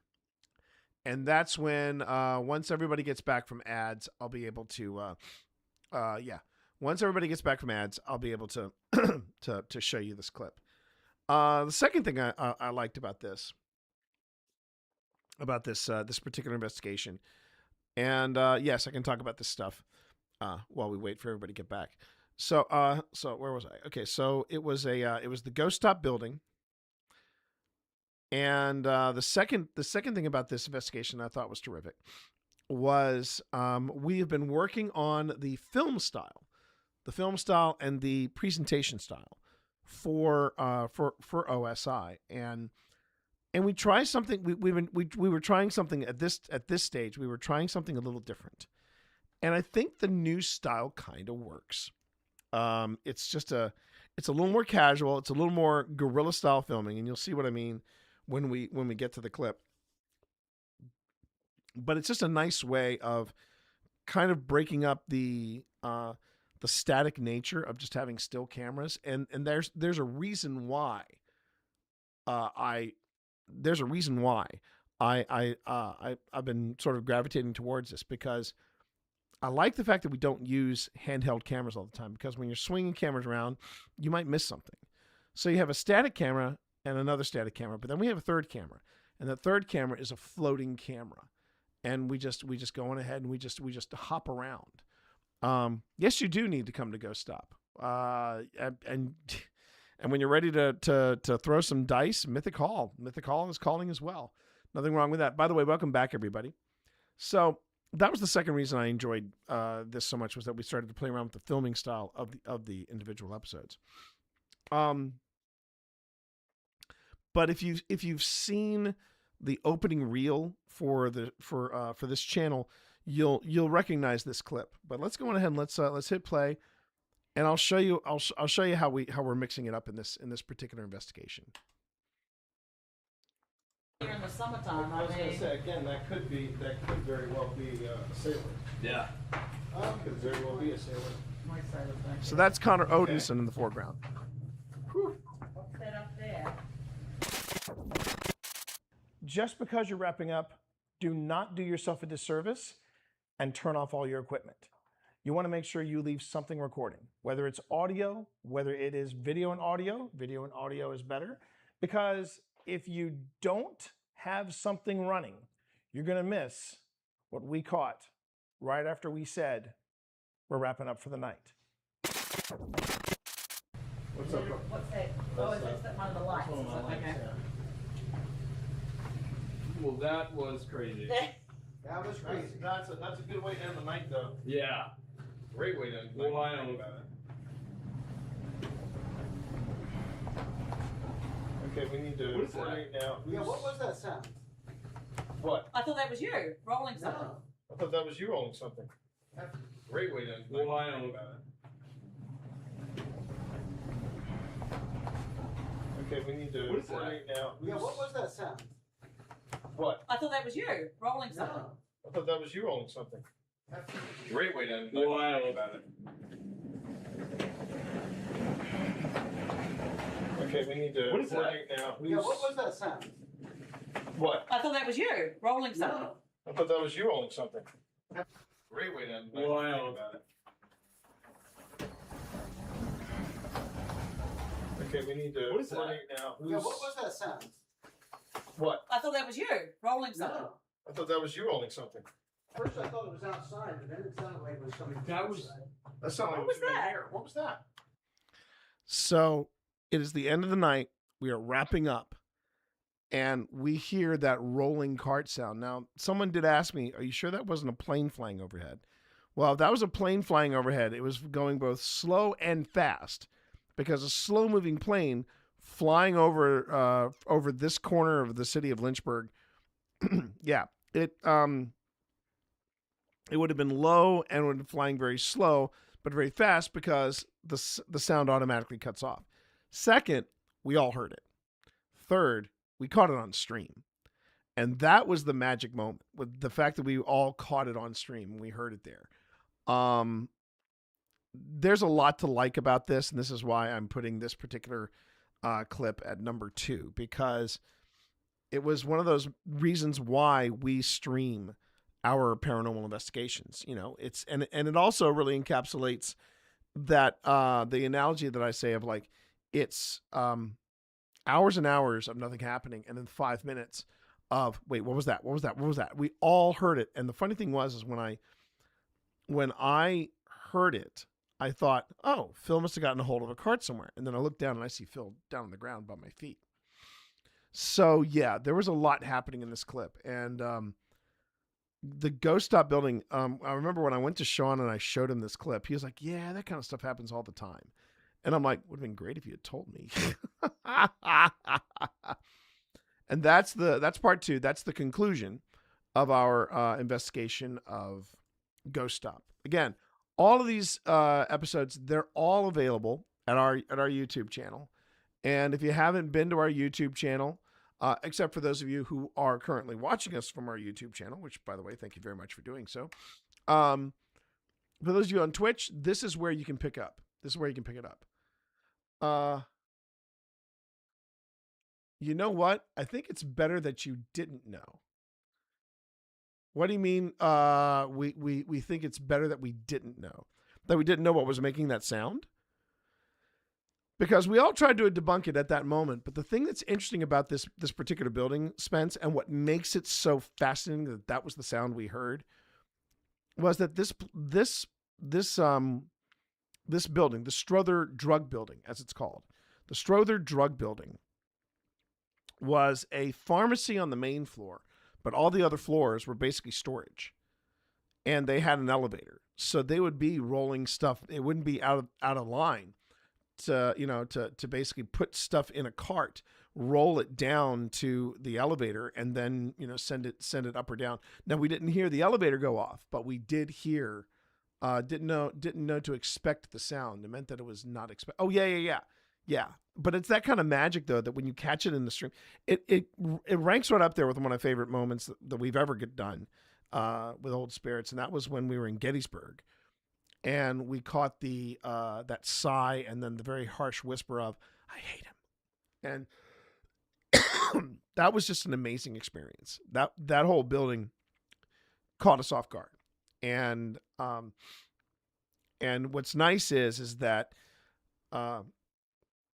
Sean, I do not think would be in the least upset if we hosted another satanic panic experiment with the folks from Dungeons and Disabled, because he really wants to make that correlation between a paranormal experience and the D&D experience, and I love that, and that's one of the reasons why I love going to Mythic Hall for D&D. So that brings us to what I consider the number 1 clip from season 4. And it was actually from the season finale. And this is when we went to Wildwood Sanitarium. And you want to talk about an incredible weekend. So right after I got back from TwitchCon, and right after getting back from TwitchCon, I had a chance, I had a wonderful opportunity to share the stage with DeTune, Jordan from Twitch and YouTube. And DeTune has his show called Paranormal Detour.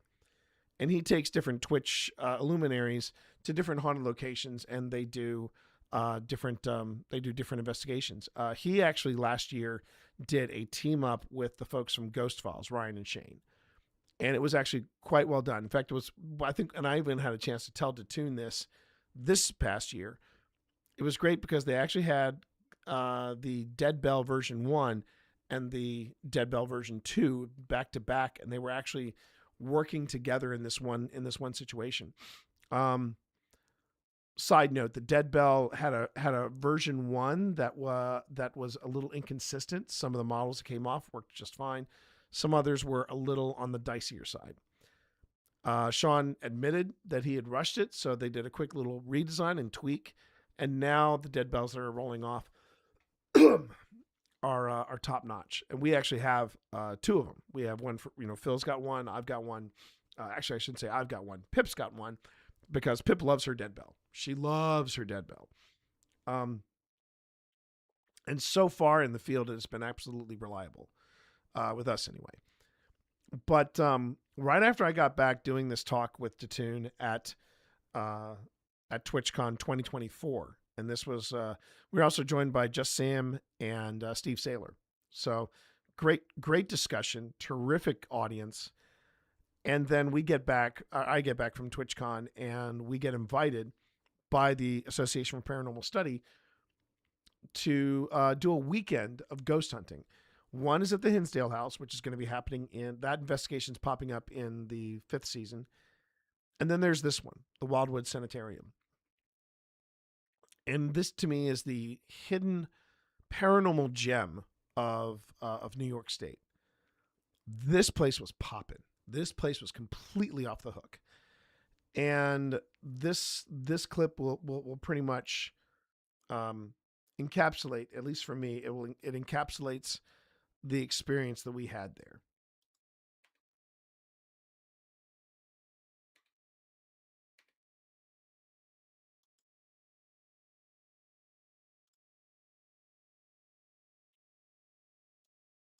Okay.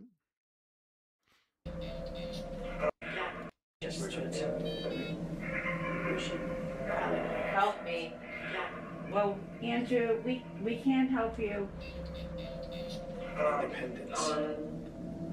Andrew, the only way we can help you is to tell you that you have 2 choices. You can either stay here, because you can't follow any of us home.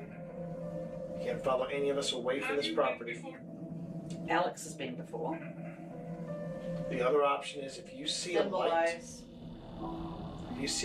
Andrew, go towards that. That is the only way we can help you right now, Andrew. Like skin's crawling. It's my whole back is crawling. I don't like it. Andrew, you need to go. And you need to leave Alex alone. You need to go. It's ready to go. Yes, entirely. You need to leave. You need to. But I know her. No, you don't. No, you do not know You don't know any of us. Okay. Pull out. Stop. Pull her out. Alex? What? Jeez. Good? We're done. We're done. You good? I think so. I'm very giggly right now. Yeah, I know. That's why I want you to keep eye contact with me. We're not really You're liking okay, what right? you're saying. You're okay. Just breathe with me. I'm going to stop talking now. Breathe. Ground yourself. Ground yourself. Feet on the ground. Think about Gouda. Think about Roots Chris. going down. Ground yourself. Ground yourself. Might be want to turn that off as well. Yeah. Ground yourself. Could someone turn that off? Just close it. Yeah, Yeah, I think our time in this Time in the cellar's done. Right, we're going. Cellar height. Let's get the height. f out of here. We're getting the out. And can you leave now, Andrew, please? We gotta go. So let me go on ahead and let me paint the scene. And if you want me to replay this clip, I will. So we had been on the top floor of this private sanitarium. And the difference between a sanitarium and a sanatorium, there is no difference. It's an interchangeable word. But there is a difference between a private and a public. The public sanatorium is the one that you always hear about where it's a lot of overcrowding and things like that. But Wildwood had remained a private sanitarium, which means, the cultured and the affluent, the affluent would get into would get in here. Oh, and by the way, is it? Yes, Teresa. Teresa, welcome on in. Welcome to the chat. And what had happened was that while we were in one of the exam rooms, and you see this at the end of part 1 of this investigation, you hear a voice coming back saying, "You need to go down to the basement, or cellar." We had go down cellar. We kept picking that up on an app that Alex Matsuo, that's the redhead you see sitting there that got me holding that hand onto. This was an app she uses called Phasmabox. Sorry, that they use, called Phasmabox, and it is a very different kind of spirit box. And I didn't really know it. I was not familiar with it when I first started doing paranormal investigations, but in working with APS, I'm fascinated by it. I'm fascinated by the Phasmabox and how it works. But it's basically a portal, which is where you have a spirit box and it's picking up different hits, but you filter out the, and then all that comes through is just the responses that you're getting from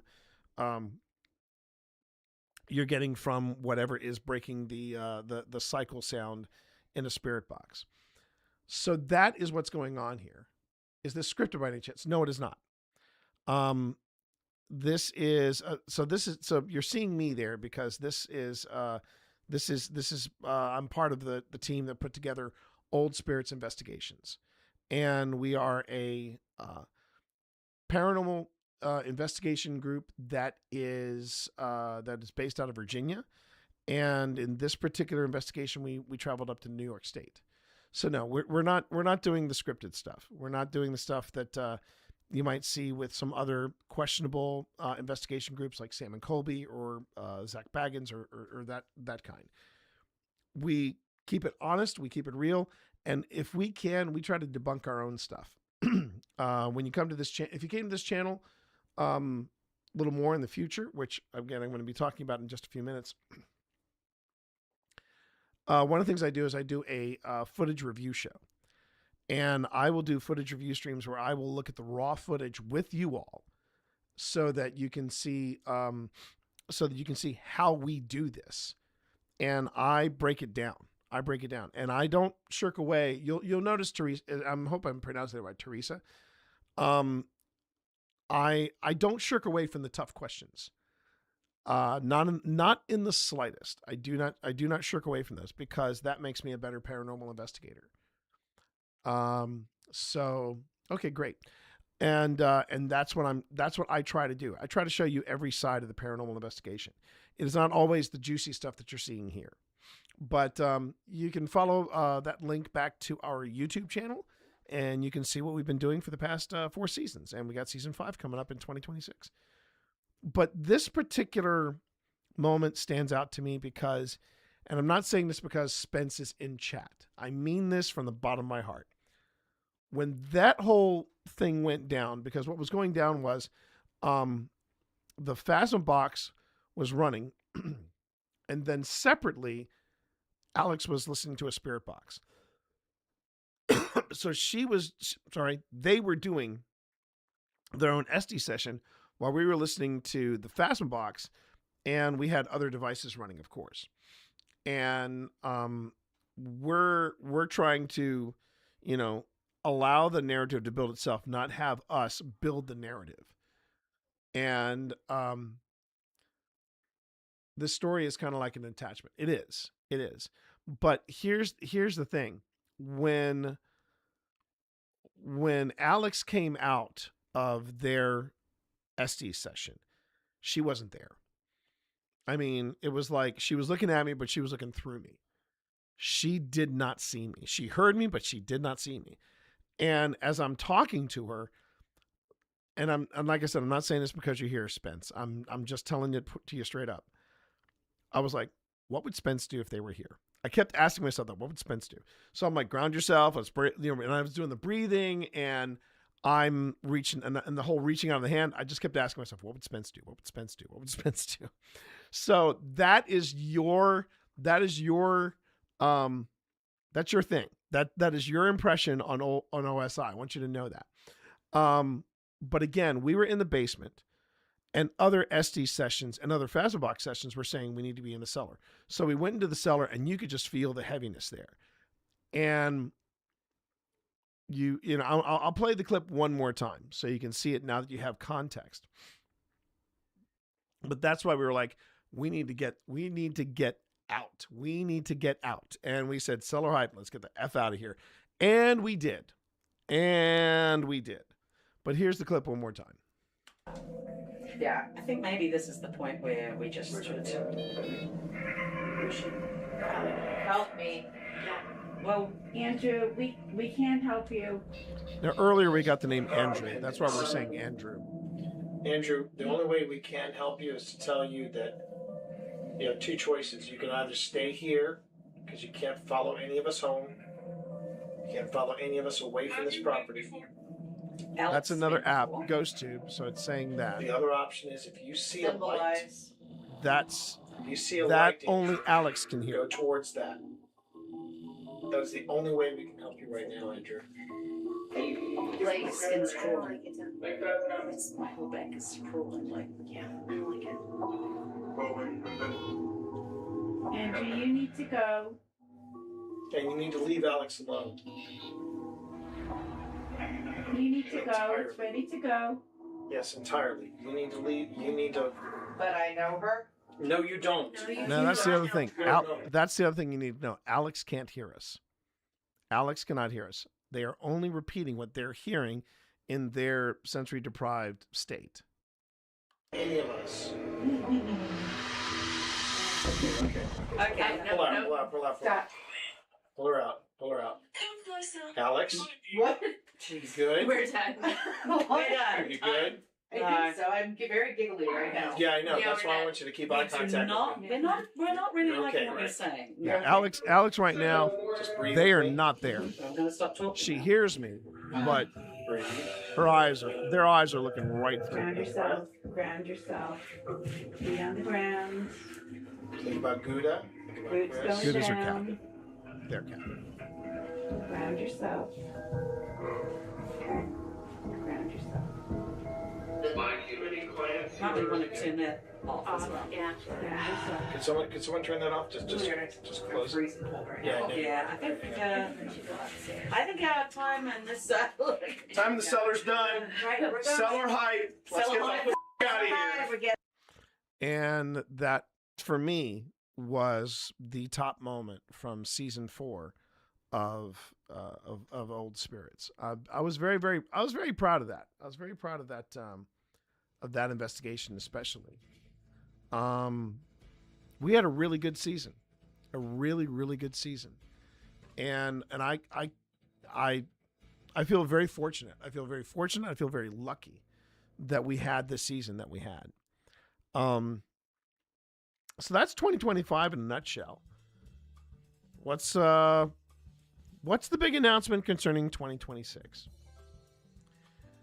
So, this is partially involving Old Spirits. This is also involving me. And I want to make sure that I gave everybody some real talk here concerning what I want to do in 2026. But to understand what I'm doing in 2026, I got to kind of back up and talk about 2025. Some of you know this. Some of you are familiar with this. I had a really rough start to the year. After a very intense and very grueling job hunt, I found a position, and I was really excited about it. And it started at the beginning of, we're talking.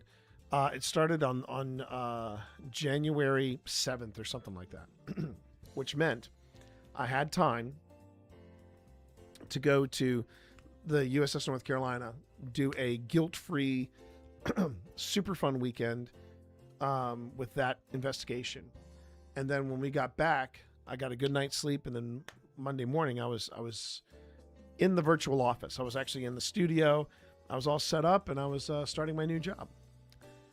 And 3 weeks later, I left.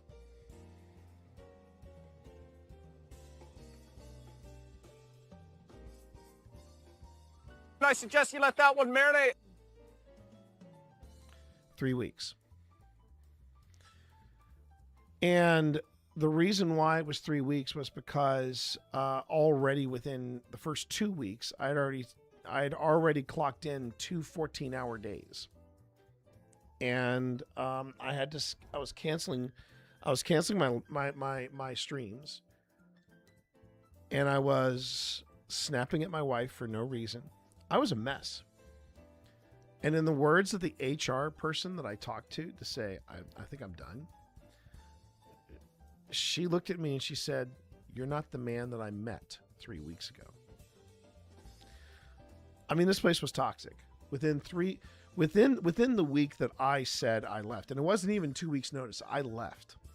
I just picked up sticks and I said, "Just give me an address to send this stuff to," and I sent everything back. But in the time that I left, somebody in HR was leaving the following day. And before the week was out, one of the VPs also said, "I'm done," and they left.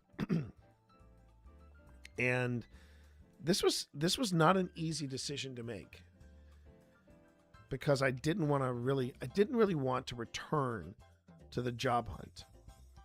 And there's a good possibility, if I had known that the way things went in 2025 went the way they did, I probably wouldn't have left. That being said, it was my mental health and my relationship with my wife that had to take priority. And we had a plan B.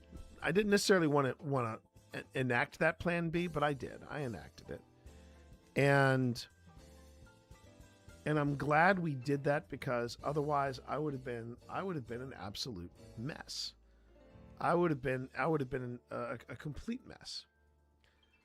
So I made that call and, did the thing. And sure enough, everything, in my opinion, everything did work out in the end.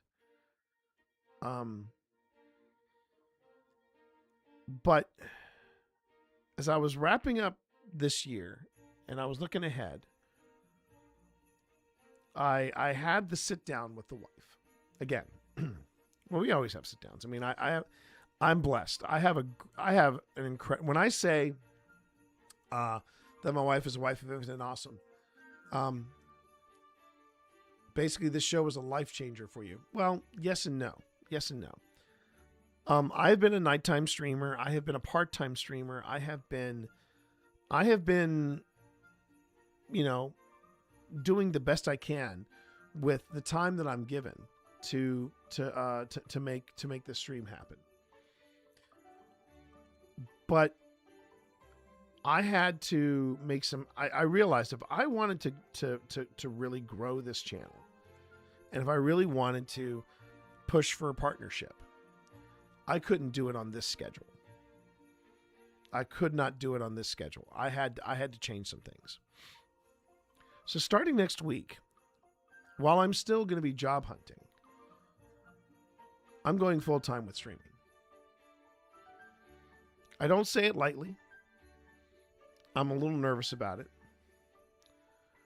But I have watched other friends of mine make that jump to partner and do this full time.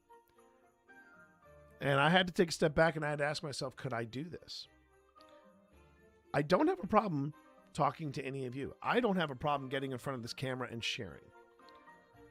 But I did have a major problem with doing this before checking with Pip and saying, we're trying different stuff this year. Can one of the things I try is making this full time? Attention, all personnel. Ads in 10 seconds. Ads in 5 seconds. Ads in 5 seconds. That is all. And I'll pick that up where I left off, where the ads kick in. I'll pick it up after everybody gets back.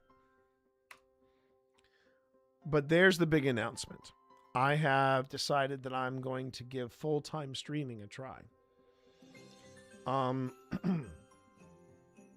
Now, what does that define? It defines that, and I talked about this with Pip.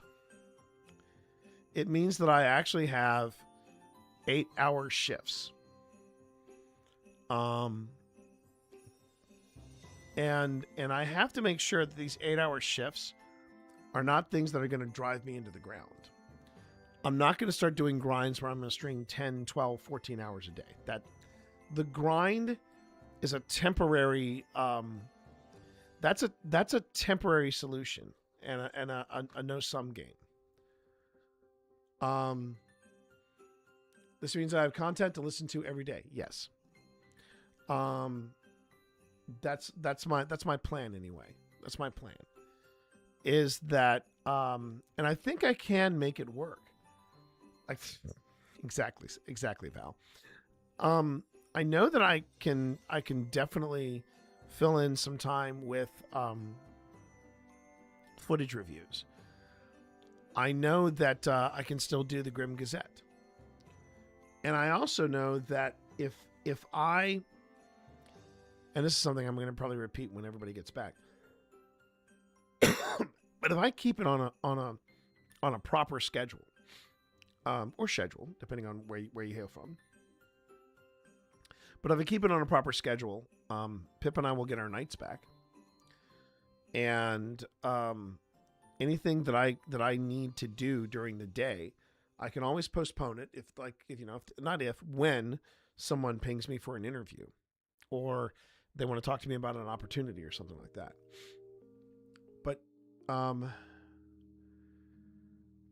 But I talked about it, and I talked about the options that I have with Pip, and the other thing that's going to change is going to be our weekends. How do you earn that much money to be spent on stream your content and all that stuff? That's a great question. That's a great question, Teresa. And welcome back, everybody. Welcome back. Thank you for hanging out and for sticking with me on this. So the question is, can I afford this? And the answer is, I don't know. Our plan B is fine, but I want to actually give this a proper shot. And if after 2 months of doing full-time streaming, it doesn't work, then I got to come up with something else. But I know that what I'm doing right now, I'm not seeing the growth that I want to see. And I feel like I can make full-time content work because I have the content.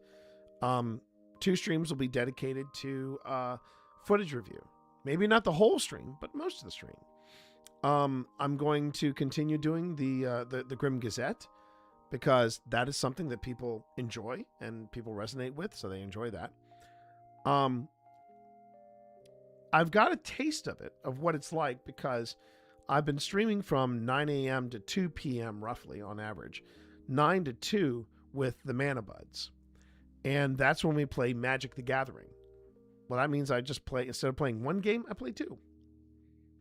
And then I can just hang out on stream and, maybe open some packs or do something along those lines. There's also the option of playing Magic the Gathering Arena.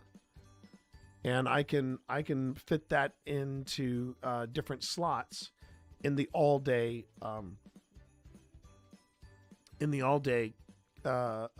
categories.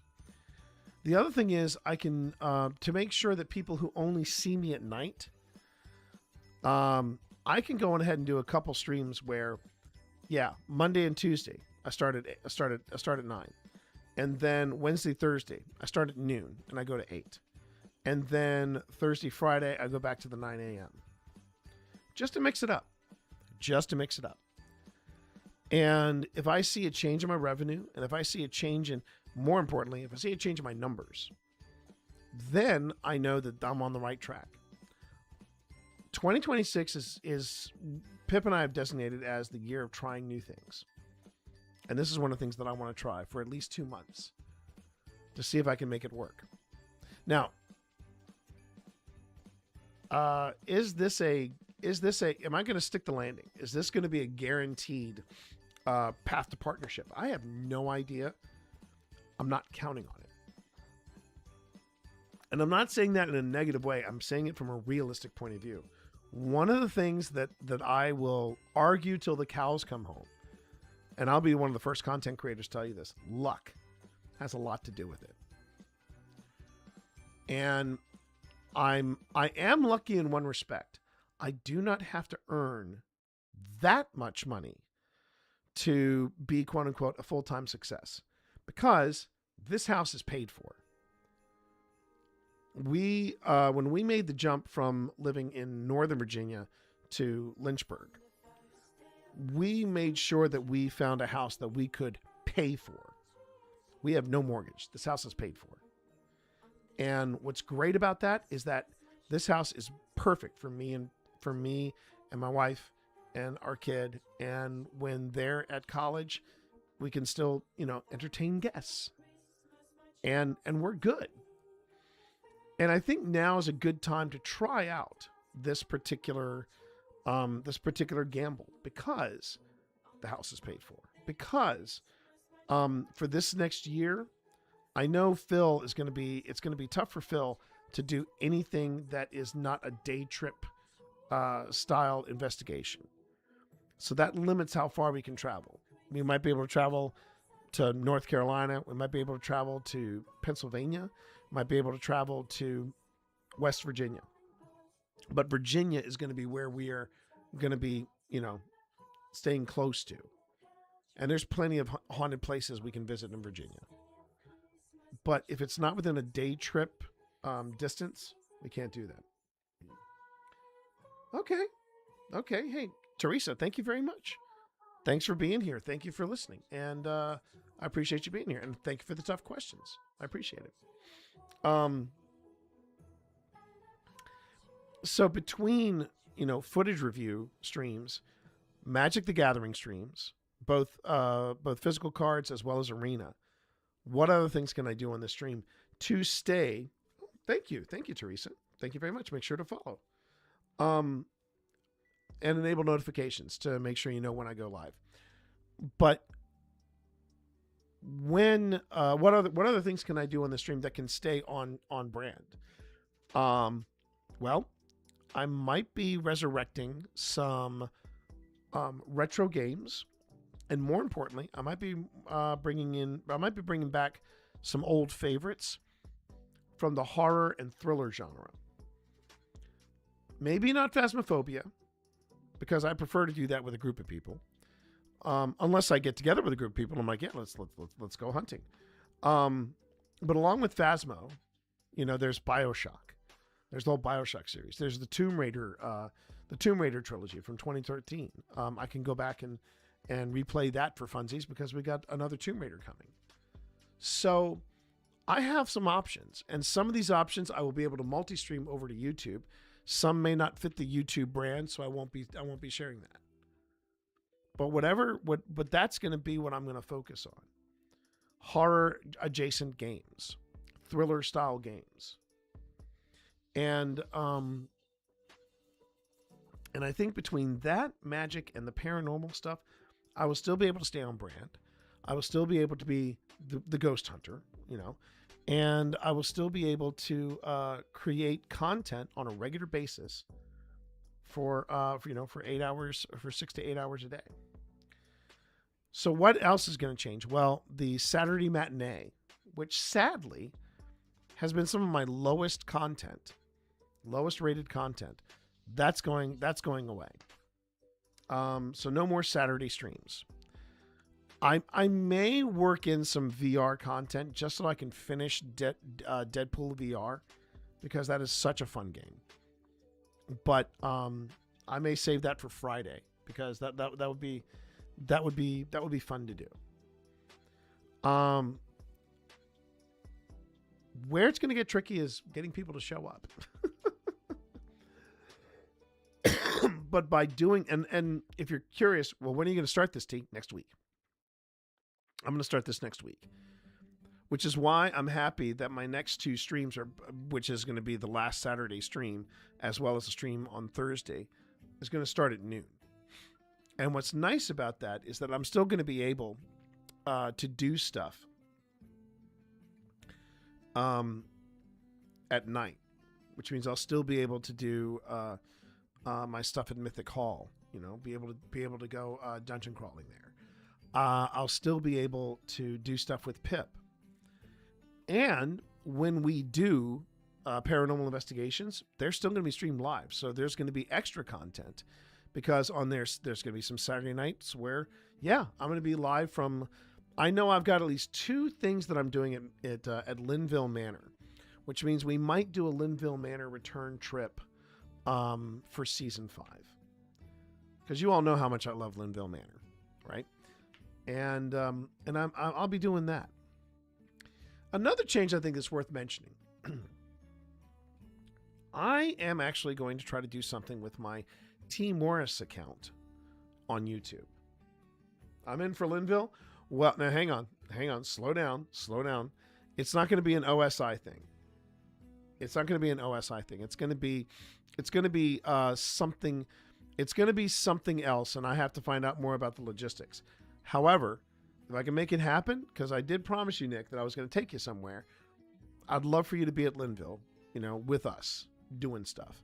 Because I know you never, I don't feel like you got that experience, and I feel like you want that experience.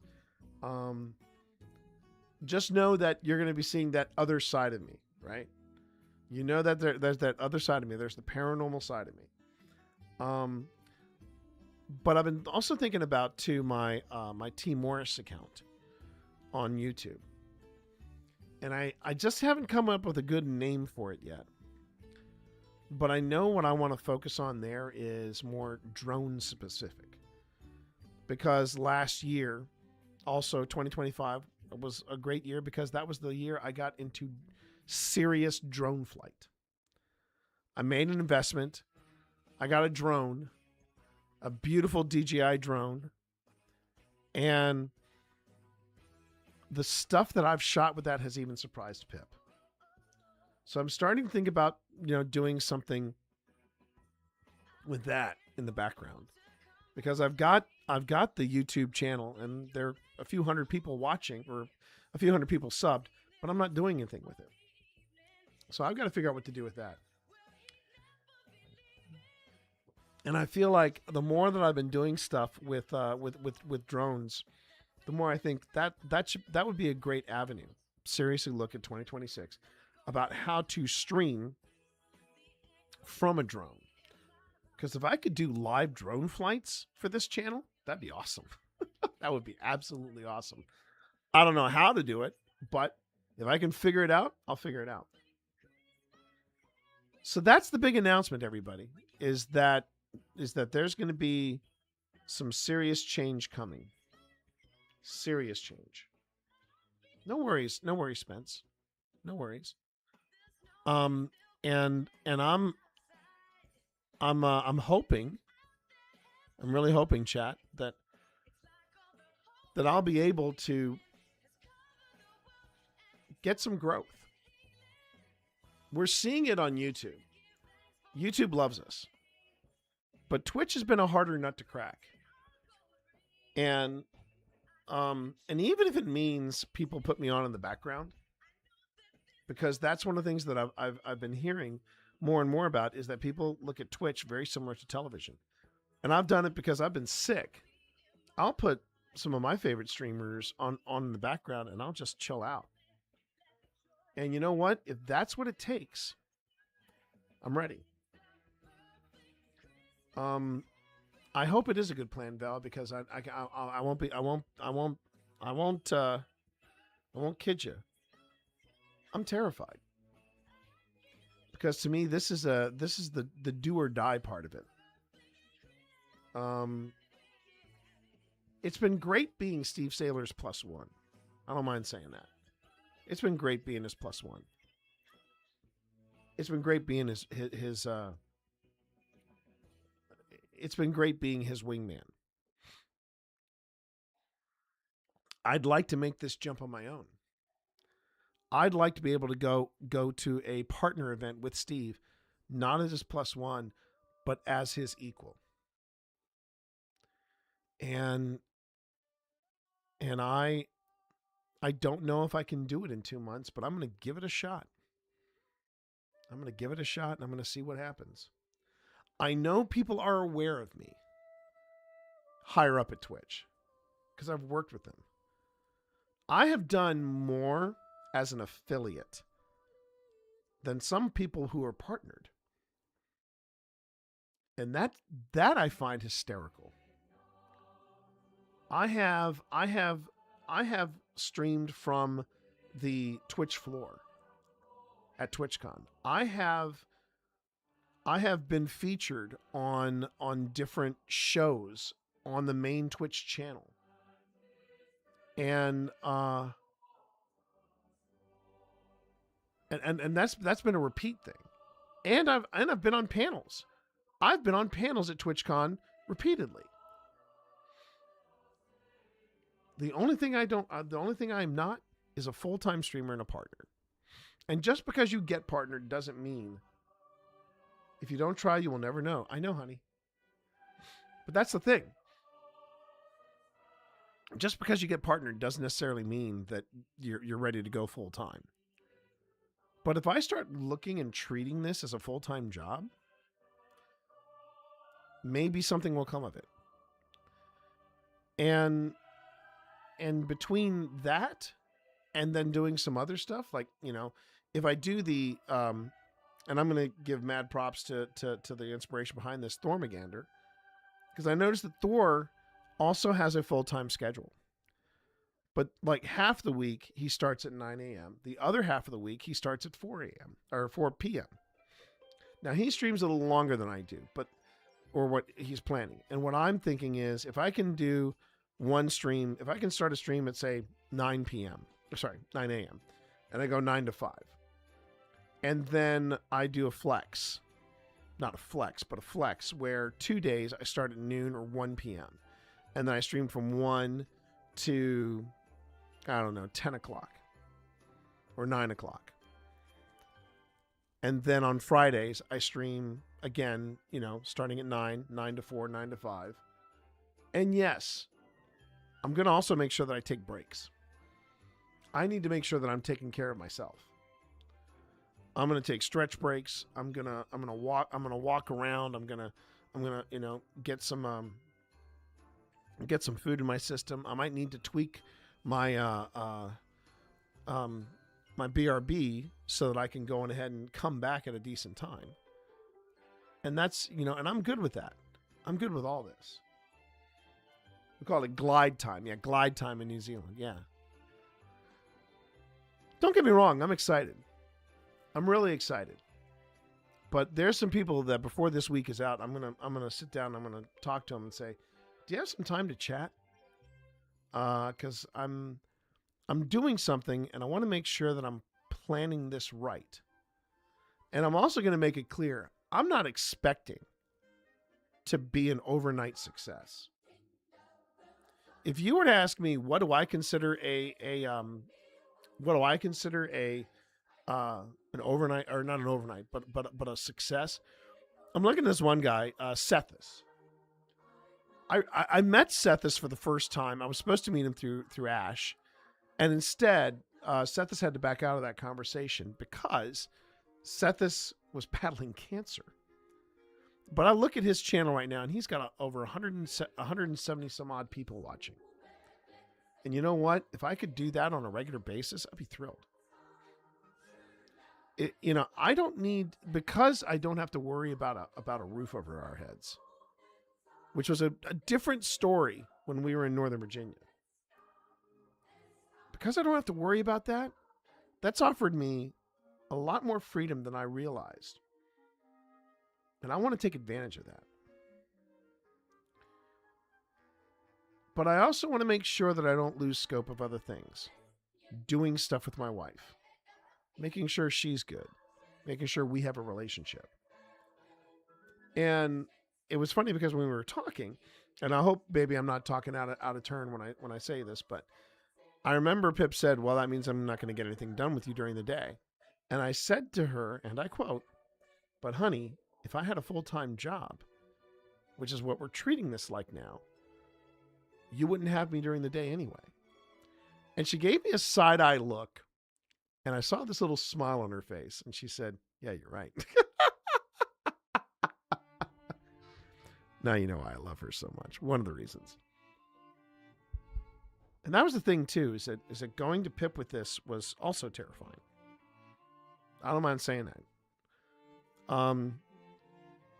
That was terrifying. And the thing is, when we were talking about this, and she says, and I said, but you know, if I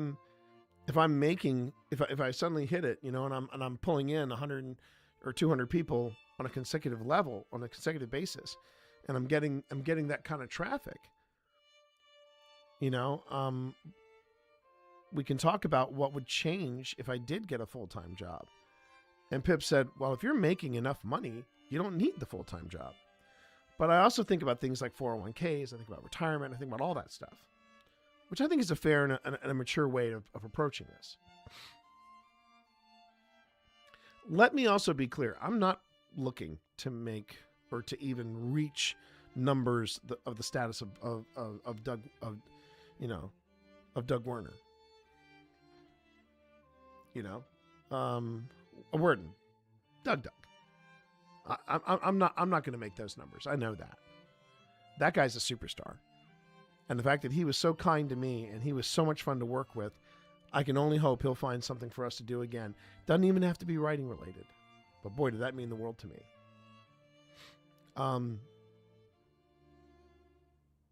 But being able to talk this through with Pip, that helped a lot. That helped a lot. And I breathe a lot easier because of it. And as Pip said, if I don't try it now, I'll never know. And if it doesn't work, then you know what? I go back to part-time. I do the best I can. And at least I can say I gave it a shot. But do I think I can do it? Sure. I mean, me talking in front of a microphone with a camera, not a problem. I got that. And if I suddenly felt inspired to write something or do something like that, sure, I could do that too. I can tell you this. I'm not planning to go back to Destiny 2. I'm not planning to go back to Destiny. That chapter of my life is done. That chapter is done. I've watched people play, and I know that people were having some fun with the Star Wars adjacent content, but it feels like it's too much too late. I'd rather focus on I'd rather focus on magic. I'd rather focus on getting better at magic. I know I'm going to be making content in 2026 with the Mana Buds. There's Warframe. Shut your mouth. Shut your mouth. Yes, there's Warframe. And there's T watching people play Warframe. Not going to happen. I also want to lean into the games that I feel like are playing to my strengths. And the games that I feel that Twitch Dad excels at are the ones like either Magic the Gathering or games like BioShock or games like or games like Tomb Raider, where I can go in and I can build on skills and I can play those types of games. That I feel like is legit. You don't want me to help blow things?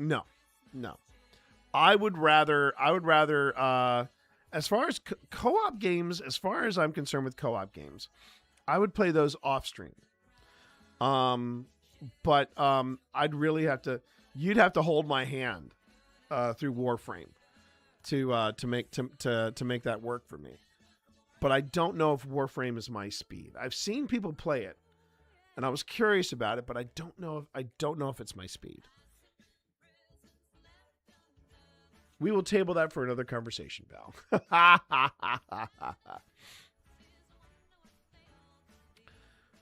But here's the thing. I feel absolutely fortunate and extremely lucky that I've got the community that I have, even with the concentrated amount of people. But I want to know what I need to do to grow. I want to know what I need to do to really make this work. And I know that 2026, and this is what I mean by feeling optimistic. 2026 feels like it's a year of change. Maybe I'm feeling ridiculously optimistic because I got to see in one weekend Jake Paul and Andrew Tate getting their butts handed to them. It was something I felt like my soul needed. And so I'm excited. Nervous, but I'm excited. And thank you everybody for staying with me for this big announcement. I hope you will join me on this unexpected adventure that we are going to be taking in 2026. What's not going to change, I can tell you this, what's not going to change are the ghost hunting or the live ghost hunts. That's not going to be changing. And along with those not changing, I can tell you right now, I don't think Magic the Gathering is going to change. And if Steve Saylor wants to do Star Trek with me again, you bet I'll do that, because man, that was a good time. We'll just have to see. We'll have to see where the year takes us. So we're going to change things up. Normally everybody, we are, dropping in on some familiar faces, but tonight we're going to visit a new friend. We're going to raid a new friend. This friend goes by Fiery Ashes. And she helped the babe with a speed run of Resident Evil 7, which might be a game coming soon to this channel, because there's some horrific stuff that happens in that raid, in that game. So if you've got a tier 1 sub with me, guess what? You can basically take this message and drop it into you can drop that into Fiery's chat once we get there. But I will see you all in 2026. We're going to try this in baby steps. We're just going to do a few long streams on Thursday. We'll do another final stream on Saturday. And then starting next week, we go full time. I hope you'll join me. Thanks everybody for being here. I will see you all in 2026. And you know what? We're going to kick ass. You, me, and everybody. It's going to be good. Take care, everyone. Thanks again.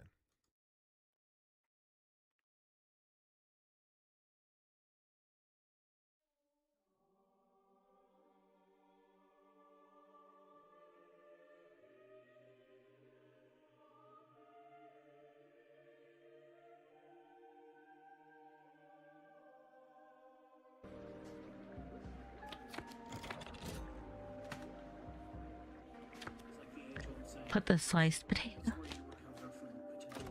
Ah! TheTeeMonster! Hi, TheTeeMonster. Welcome in. Hi, Tea Party. Hello, new friend. Welcome, welcome, welcome. I accidentally just reminded myself of John Oliver, and that accidentally short-circuited my brain. Let's try that again. Welcome on in. I'm Fire Ashes. Welcome to my stream. It's so nice to have you all here.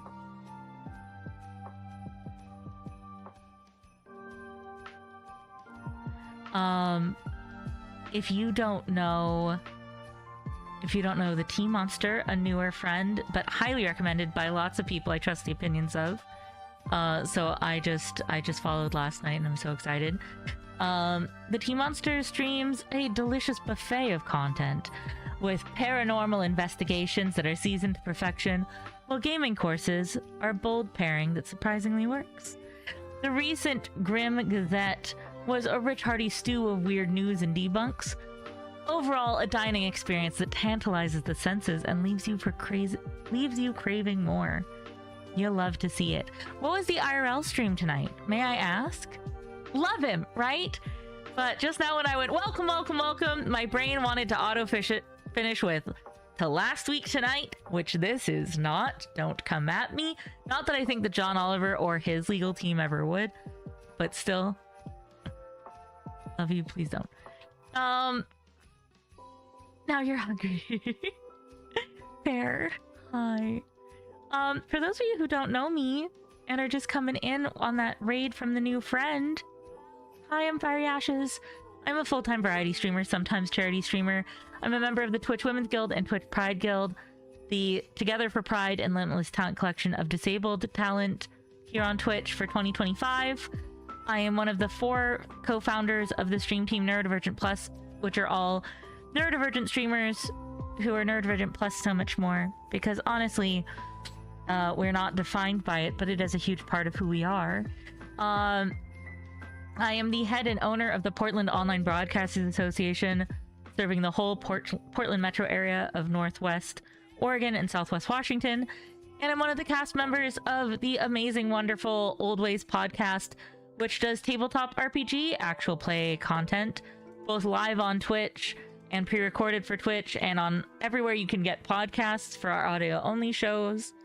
And it's just my favorite thing in the world.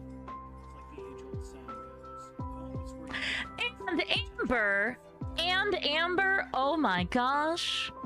I'm so sorry you get to hear the first half of that all over again.